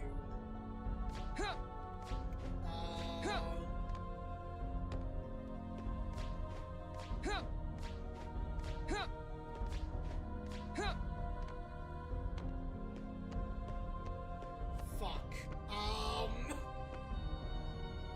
I mean, Square owns Full Metal Alchemist. For all I know, they could, put Full Metal Alchemist in Kingdom Hearts. They can technically do that. I don't think it would make much sense, but they could do it.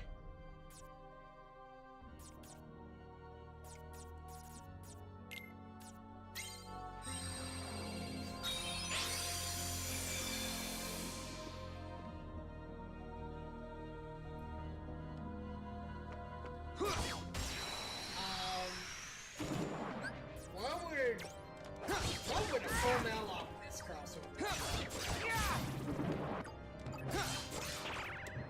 Well, for starters, and I know this is very bad taste joke.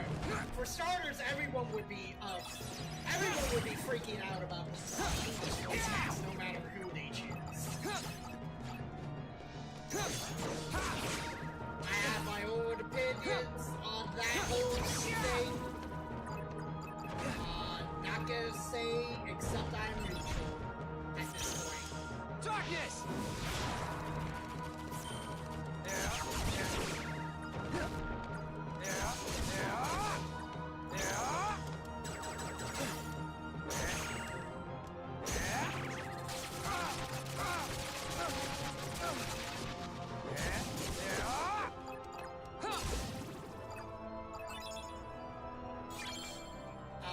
Let's see. What else?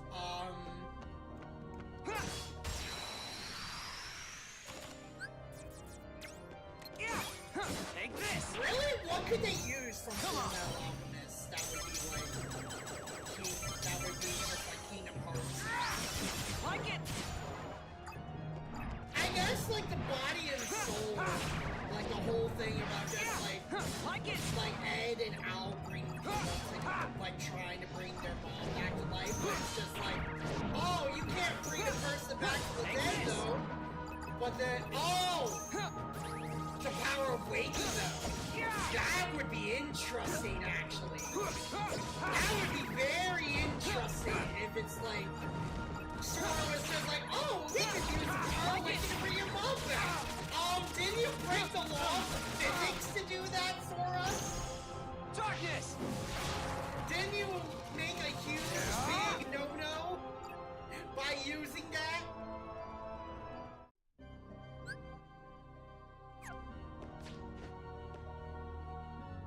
And then he's just like, oh, I guess we can't do that.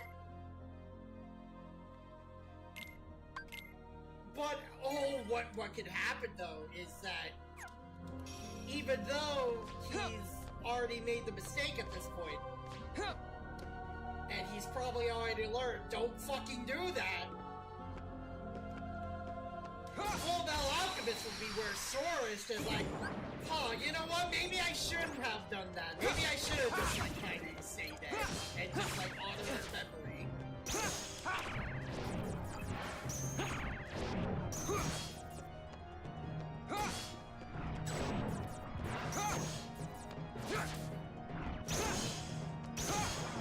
Darkness! I don't know, it feels like it would have been 2 days, honestly, for that kind of plot line now I think about it.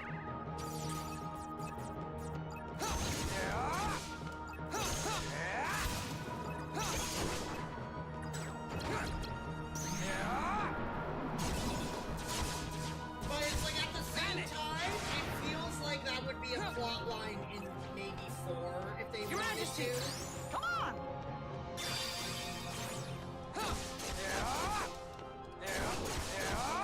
But at the same time, it's like, first of all, they're not really doing anime in Kingdom Hearts. Well, then again, I'm saying the hypotheticals they wouldn't be doing anyways.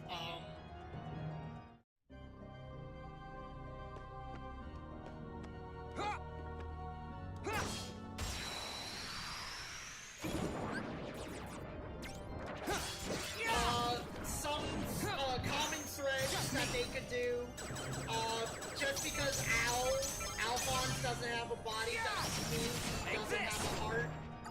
That could be a whole thing. I could see them playing around with that.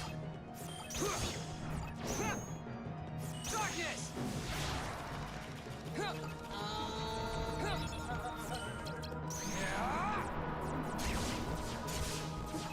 Vanish! Come on! What's another good thing? What's something else? There's honestly a lot you could do with Kingdom Hearts and Full Metal Alchemist. Honestly, if you really think about it.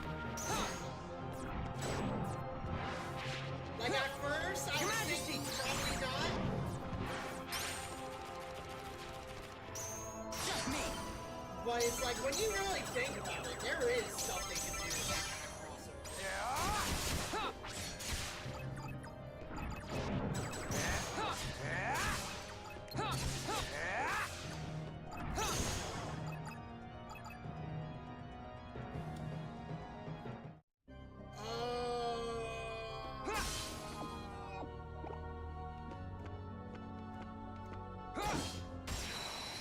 Sora sees Ed and Winry is like, man, it's just like me, Kyrie, kind of, except not really.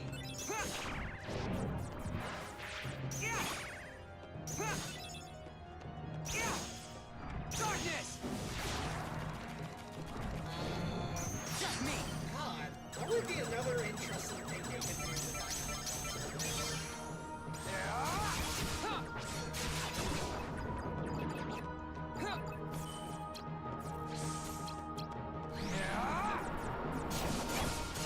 Vanish! Your Majesty! Come on!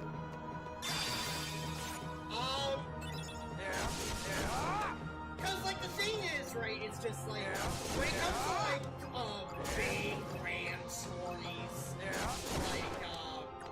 like Full Metal Alchemist, it's not like, they wouldn't be able to do the entirety of Full Metal Alchemist in just like one sitting, or whatever. They would have to like choose an arc. They would have to choose an arc. Which makes me think, what kind of art would probably fit the best?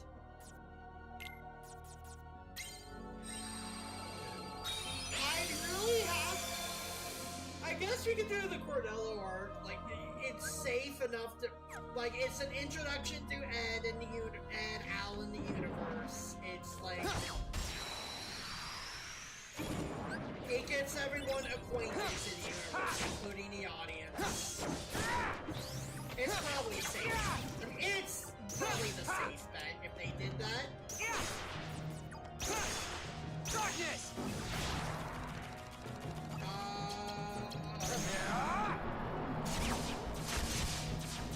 Vanish!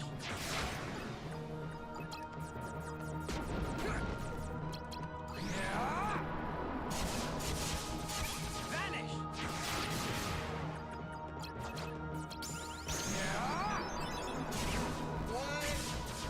Vanish! Yeah, I guess the Cornell arc would probably be... It's not even an arc, it's just like an episode or two. When I really think about it. It's just an episode or two of the show. So it's not so much an arc, but it would fit.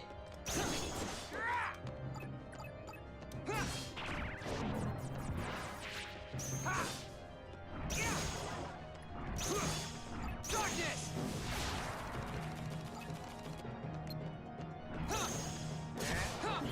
Like, that's the thing, right? When it comes to, like... When it comes to thinking of Kingdom Hearts crossovers, it's just like... You have to think about... Vanish! There are some times where they do an original story, but then other times they... But then most of the time, they really like to rehash movies.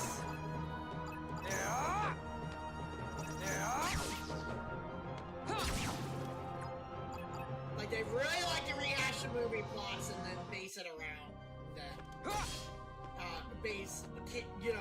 Base Kingdom Hearts, like, themes around it.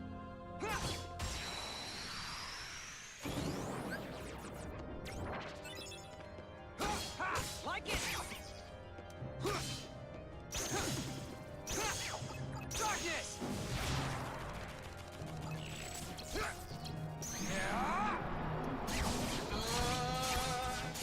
Vanish!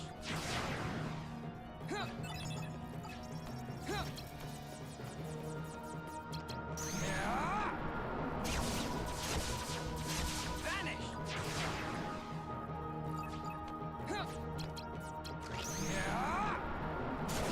What would be... Vanish! Man, you know who would be perfect for a conversation like this? Suzu. I literally was talking with... I was literally at the FC event with Suzu. Right before the stream started. Like it! And we literally had the same... Me and her had, like, the same brain cell at one point. The same Kingdom Hearts brain cell at one point. Someone said, let's go together. Like, as in, like, a suicide... Not suicide, but, like, in a way that, was just like, if I'm going down in the game, I'm taking you with me, kind of way. And I literally just quote 7 minutes from the second game going, and then she literally says it at the same time I do. And she's like, that's exactly what I was saying. I can't wait to have another crossover with her. We need to, me and her need to figure out another crossover. I was considering Split Fiction, the sequel to It Takes Two. I mean, not the sequel, but like the spiritual follow-up, maybe? Out of my I way! think we were both waiting for it to go on set.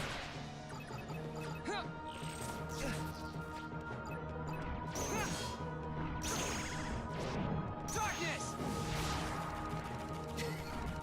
Oh my god. Successor! Yeah! Successor! Vanish! Successor seems like it's yeah.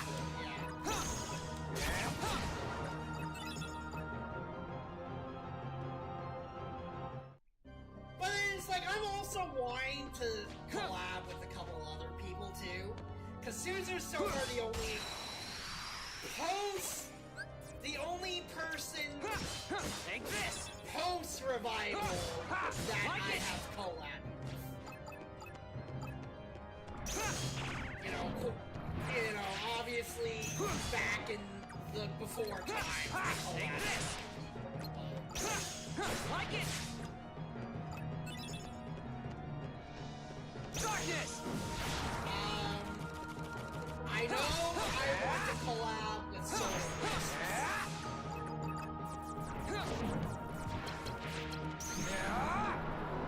She is another VTuber friend of mine.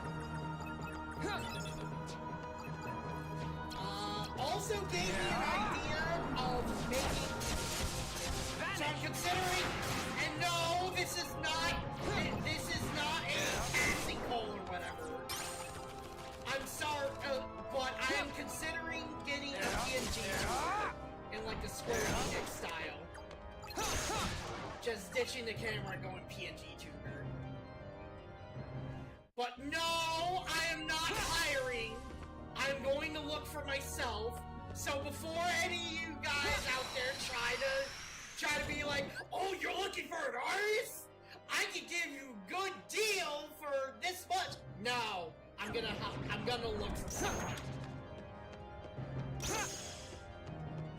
I have been scammed way too many goddamn times already. There are even some people that I've commissioned before that just kind of have been I don't want to say harassing me, but like they've been really pressuring me to like commission them, and I'm just saying you're like, you can't be doing that. I'm just kidding. You are looking for an artist? I know a guy. Are you being serious, or are you being are you trying to be cheeky? Vanish!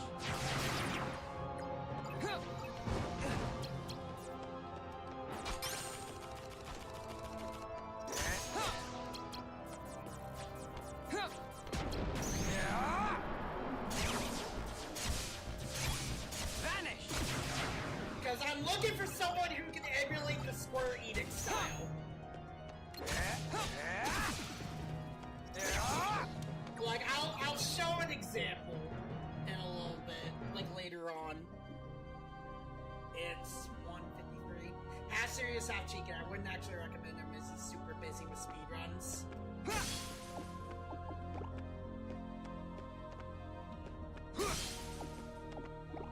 No, I got you on that. It's gonna be really fucking funny if you say it's Rich, by the way. Like it! But Rich is busy being very mad too, though. Yeah! Like it!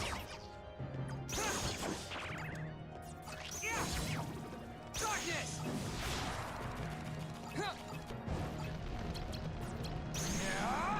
Yeah, no, me neither.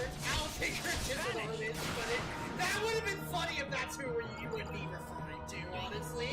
It's just like, oh shit, he made his own assets?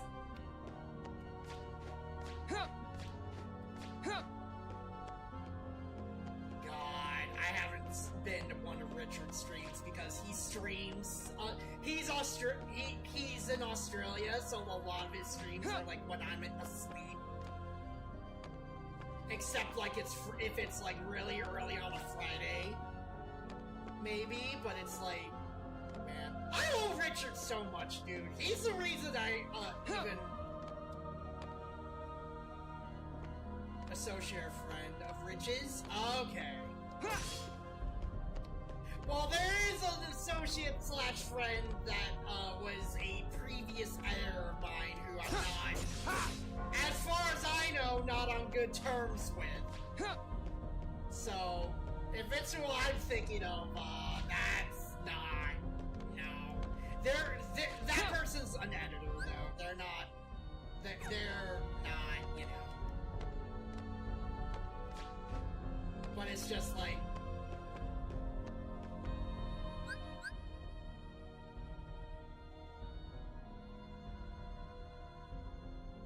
are the Baronade.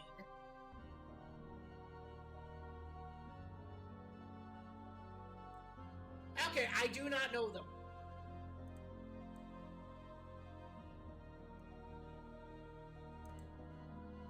Also, Twitch chat, you can...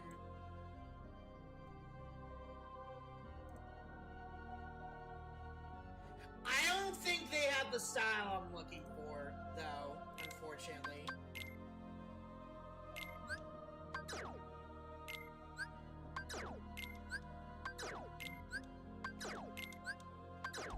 Like, I'll have to, like, get...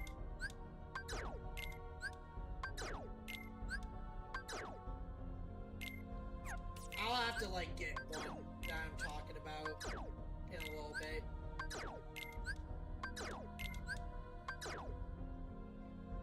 He's got more of a cartoony style. Yeah! And it's like... Hang on, actually. I got a perfect one.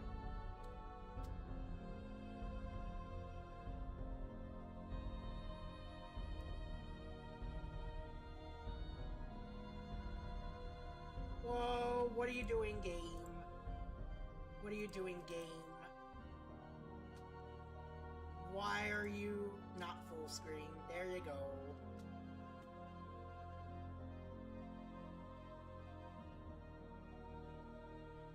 Hang on. It's specifically The World Ends With You. Styled.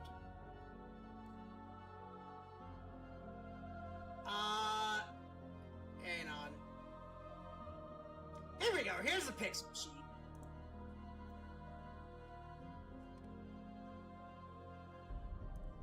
So like this. Like you see, it's comparing like him with like 2 games. Spoilers, Neku's in the sequel. But anyways, like this, honestly.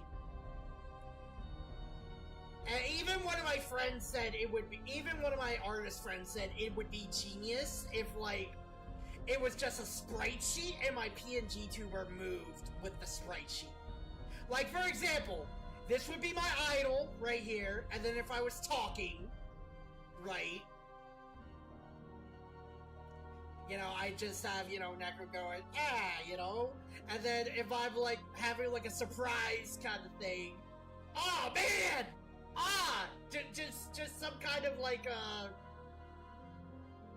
whatchamacallit, some kind of, hotkey, or whatever. Man, The World Ends With You is so good, I'm gonna have to play that on stream, too. There's a lot of games, Square Enix games I want to play on stream.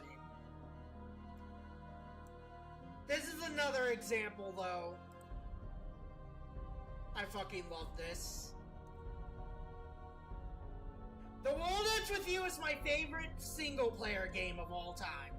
We're going to be playing it in the sequel, eventually. We're gonna be playing the Switch version of the OG. I was considering doing the DS version whenever I got the DS capture card, but I think it might be better if I do the Switch version. It'll be weird though, because I'll have to use motion controls. Also, this character is a spoiler, but I don't care. She's cute as fuck.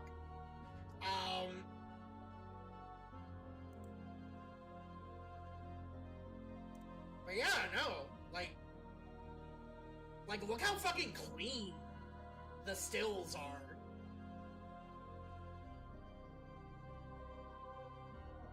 God damn it, we don't have any snoozes left either.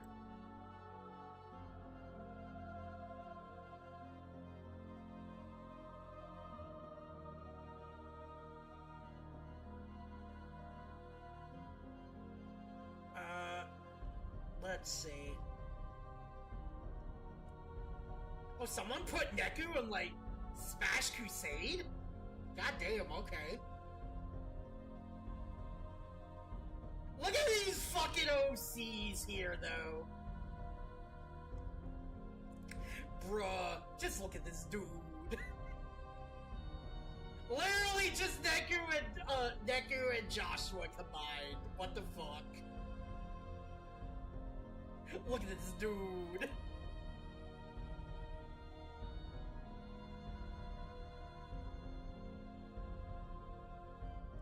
I hear the anime was disappointing. Yeah, ad time.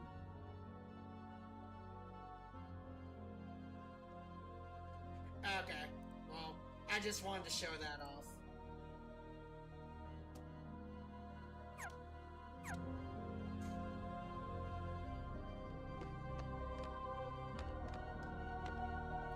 Mouse can go out here.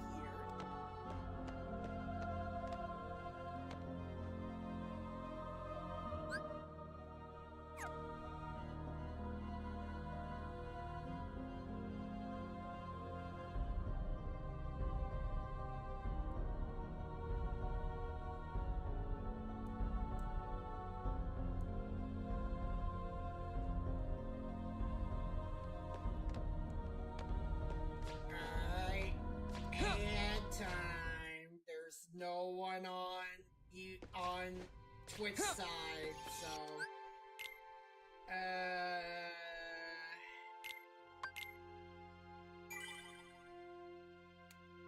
we were at like 68 starting off, I think, so that's a solid 9 levels.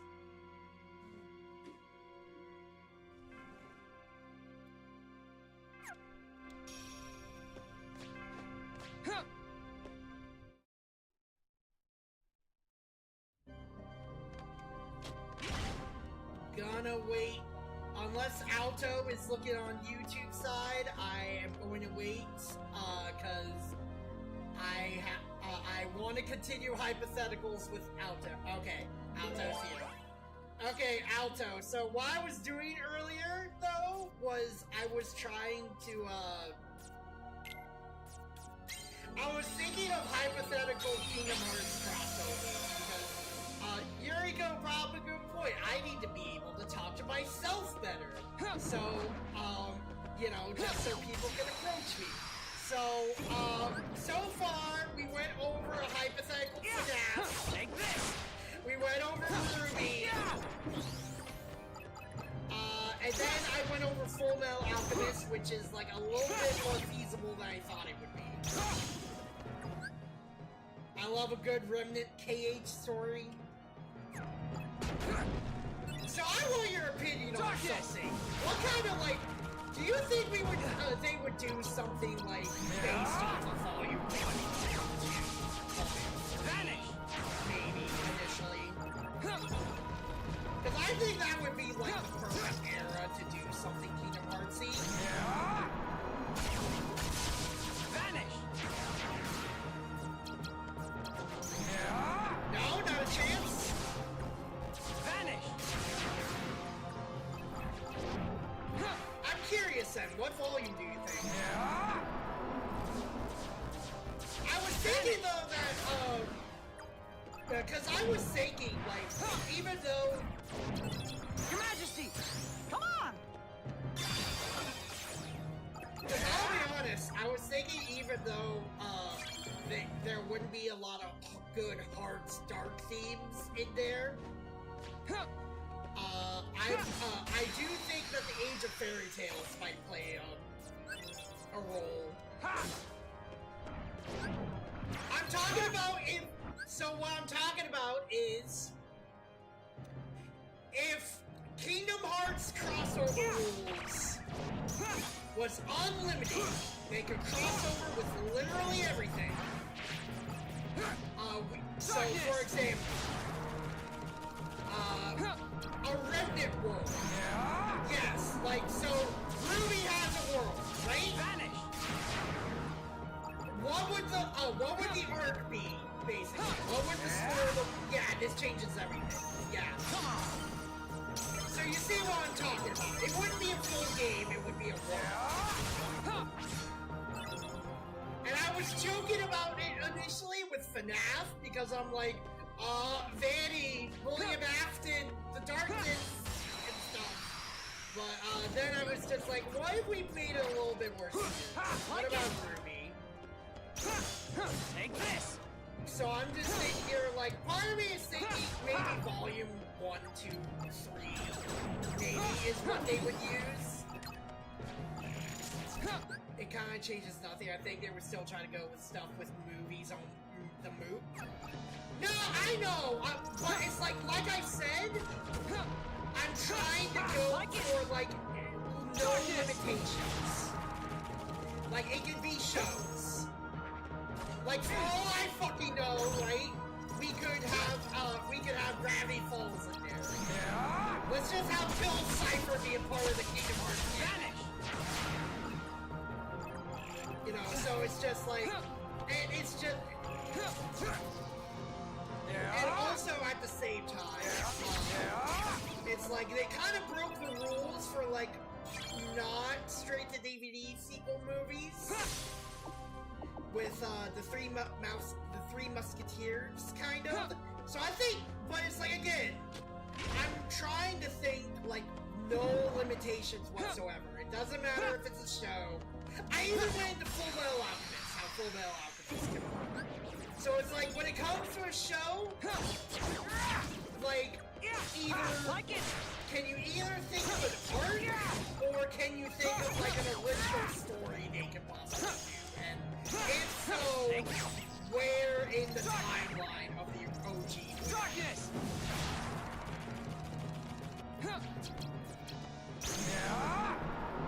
Because, like, for example, with Full Metal Alchemist, there are surprisingly a lot of foods that, there are a lot of scenes they can use. Vanish!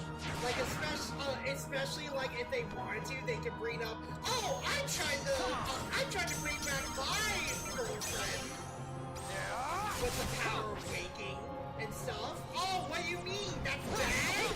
I shouldn't do that? Because then they'll turn into a goddamn, they'll be a zombie? Or a husk of their selves? If that's the case, I can see a volume 1 and 2 right after the Fall of Remnant for the first visit, and volume 3 for the second visit. Beacon! Yes, it's Beacon. Take this! Well, no, the thing is, the Fall of Beacon is Season 3.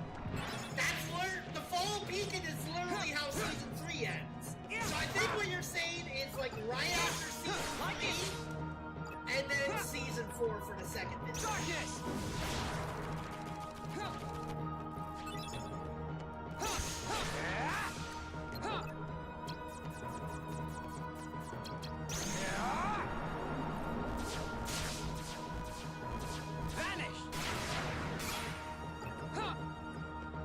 I feel like they're phasing out second visits. Because Kingdom Hearts 3 seems to have phased out the second visits. Come on! But it's probably because Kingdom Hearts 3 was just like so beefy by itself.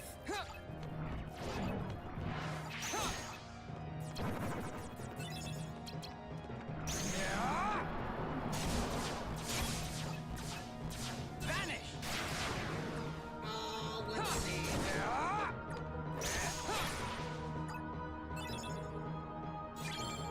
Maybe Volume 2-ish, maybe?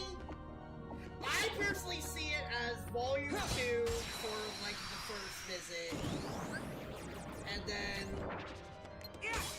Take this! Like it!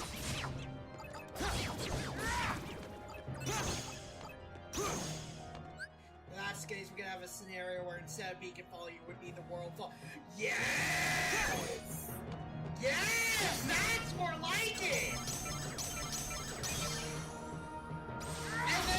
And then if we wanted to, right, we could have like Team Ruby or like whoever survived, and they could just like go to Hollow Bastion or whatever. Darkness! Because we've never really been to a, with the exception of Destiny Island Archer, I don't think we've ever been to a world in the middle of being consumed by darkness.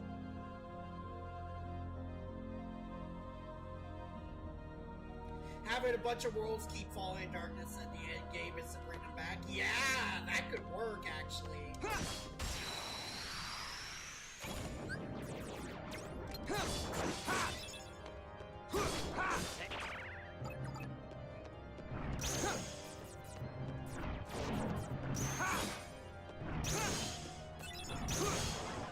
Darkness!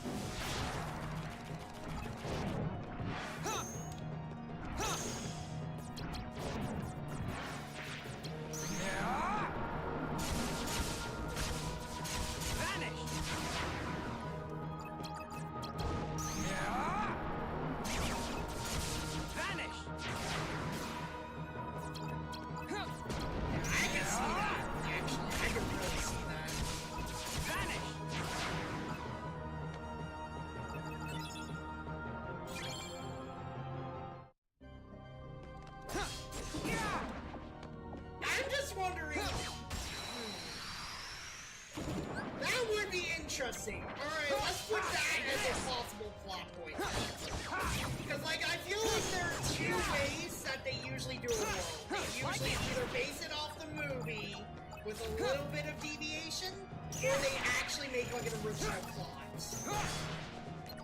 Which the original plot happens a little bit, more than we think it does. In my personal opinion. Vanish!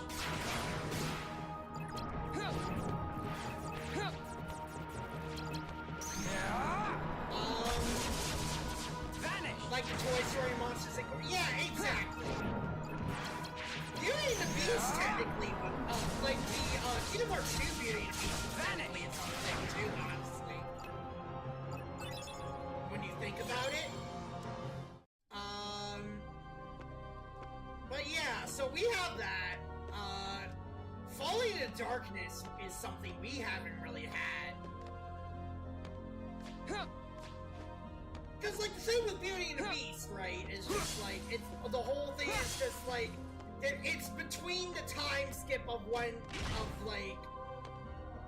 they first warm up to each other to, like, before the, well, actually, right at the ballroom scene. So you could argue that Beauty and the Beast was its own thing, even though it was clearly, like, still based off the original. But it was still like,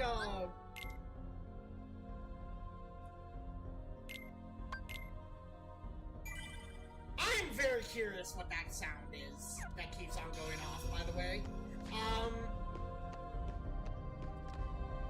Yeah, because it's just like, when you think about it, you know, Beast locks them up. Beast locks them up to, because, you know,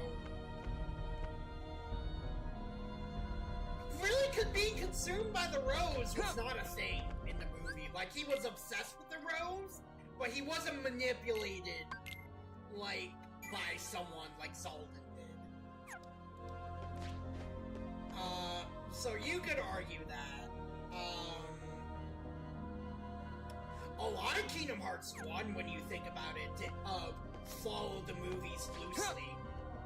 Alice in Wonderland still kind of... Alice in Wonderland did its own kind of thing, when you think about it. It didn't really follow the plot of the movie. It had its, like, own courtroom plot. Nightmare Before Christmas didn't follow the plot of the movie until the second one.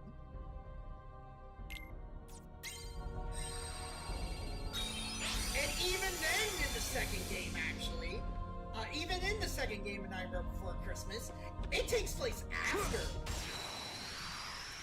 Like, Santa clearly makes it clear that Jack had done his antics of the movie before. He clearly makes it obvious. He makes it very obvious that the first movie happened.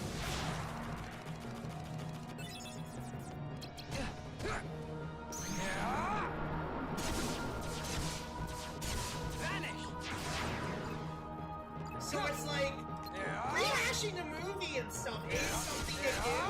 I don't think it's as often as you think, though. Which I never really thought of until this whole conversation. Or, like, you know, these hypotheticals.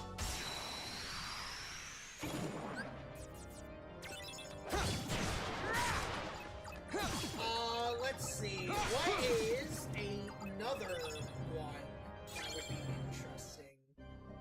Because I think I went over everything I could if Full Metal Alchemist was a thing. Because first of all, that's a Square Enix property. They could definitely do that. That being said, I made the joke earlier, though, that no one would be happy with the English dub of that world. Ever. I know it's low-hanging fruit, right?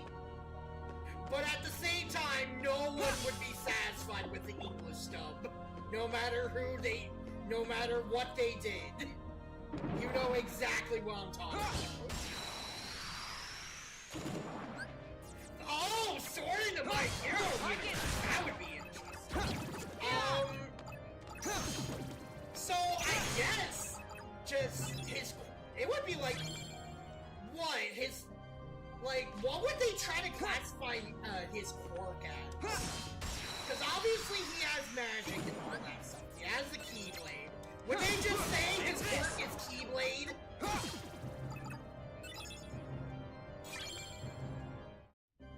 Or something like magic? Actually, what would Sora's hero name be? Now that I think about it. What would his hero name be?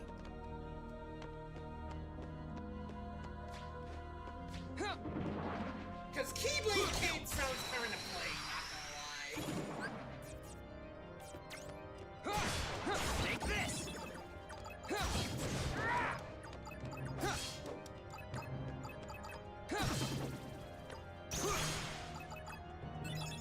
Lightheart? Yeah, that sounds like something they could do. Do you agree that, so,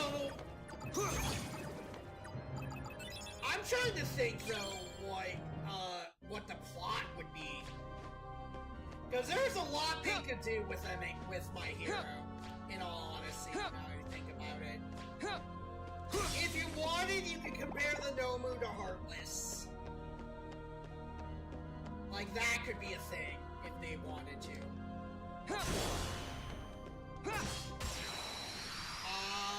There's a lot of family drama in there's a lot of family drama with the Todorokis they could do, I guess. With Endeavor and his redemption arc, Sora could be just like, just because the bad person, you know, he's trying to do good now. Something like that. You know, I can see the good in him. Which I'm gonna be straight up honest, I actually really do like that. I like that they don't forgive Endeavor straight away, even though he says he's gonna change. Like, he actually goes and proves it, but even after he proves it, it's like, very obvious that they're still hurt by it. Which is very realistic. I really like how they handle the Todorokis. I like an idea where the Dark Balls keep possessing the Nomu or even the training robots. Yeah, the Possessors! You're talking about the Possessors.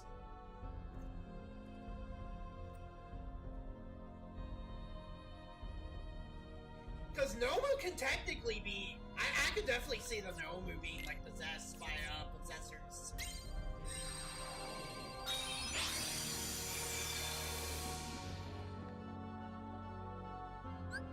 I think that's their name, at least. I thought it was the Possessors. Hang on.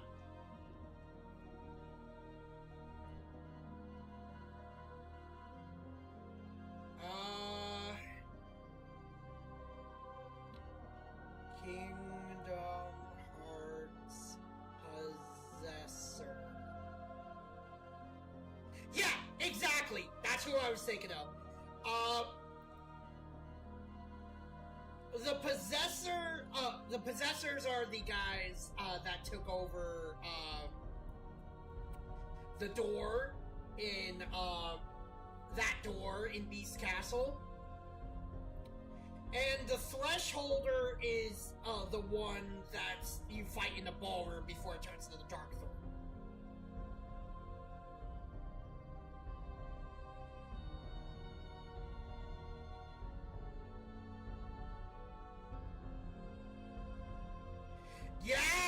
Yeah, that's right. The doll in Toy Story is another one.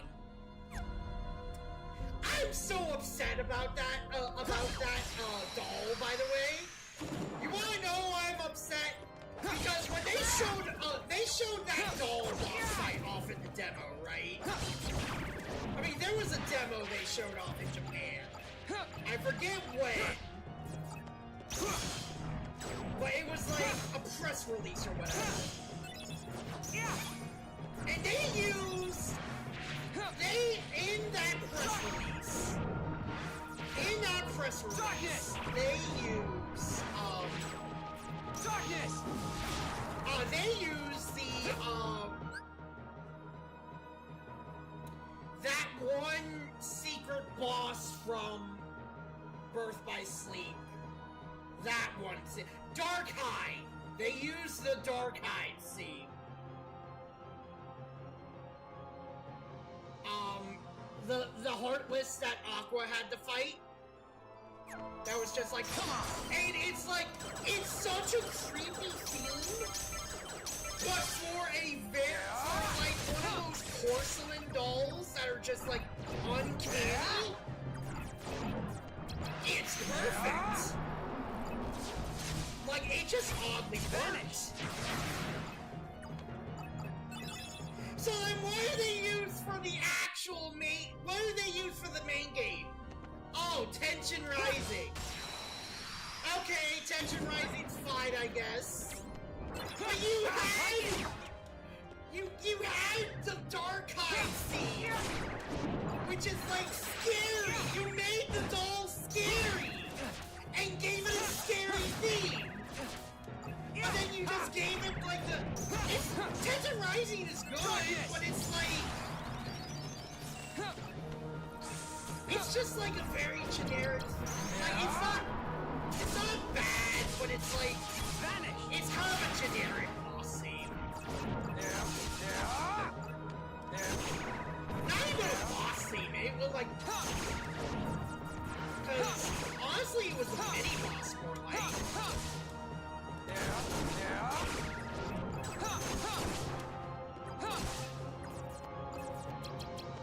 Your Majesty! Come on! But yeah, no. Those taking over an Oma would be very interesting, I feel.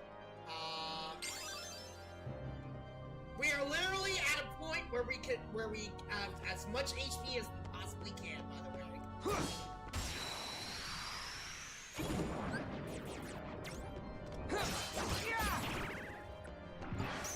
Like, we cannot get any more HP. We have reached the threshold. Like it!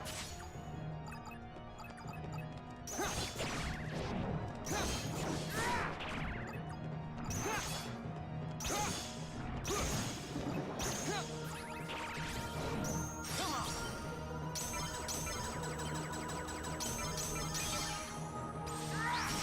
Like it! Darkness! Darkness!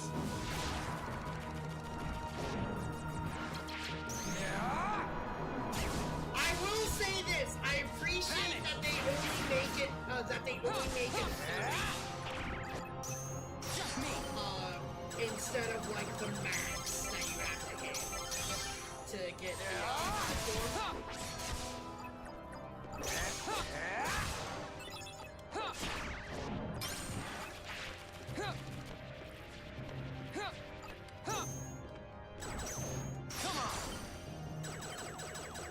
But yeah, MHA I can definitely see. I don't know what they could do about like hearts and stuff.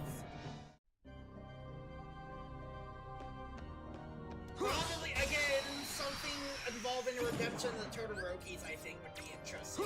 Well, Todoroki, I mean Endeavor, mostly. I mean, not even mostly, it is Endeavor.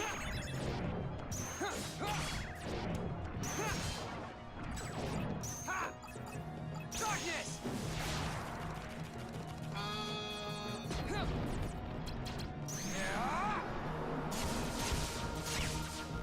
Vanish!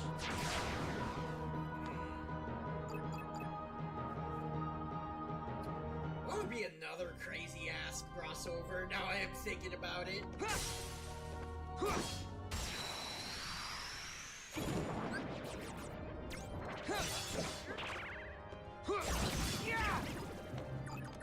I do have a fanfic I follow that gives techniques light instead of one for all.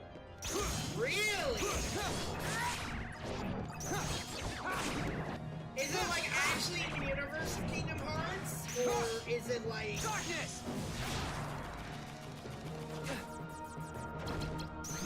Is it like actually the universe of Kingdom Hearts? Or is it like its own like its own like self-contained universe? Come on! Aqua was the one who trained it? Oh, okay.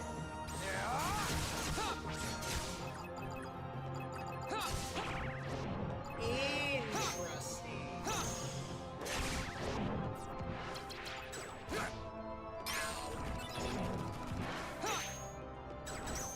Just me! My Hero Academia eventually falls back and goes to Cage World later on. Okay. Interesting.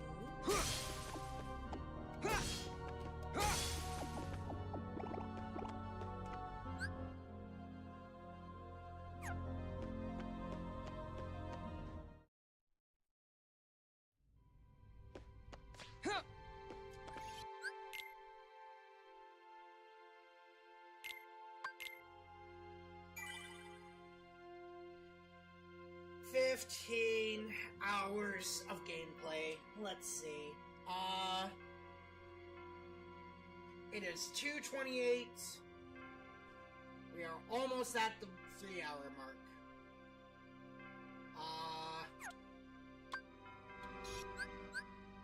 That should be enough for tonight, I think. Let me save again for good measure.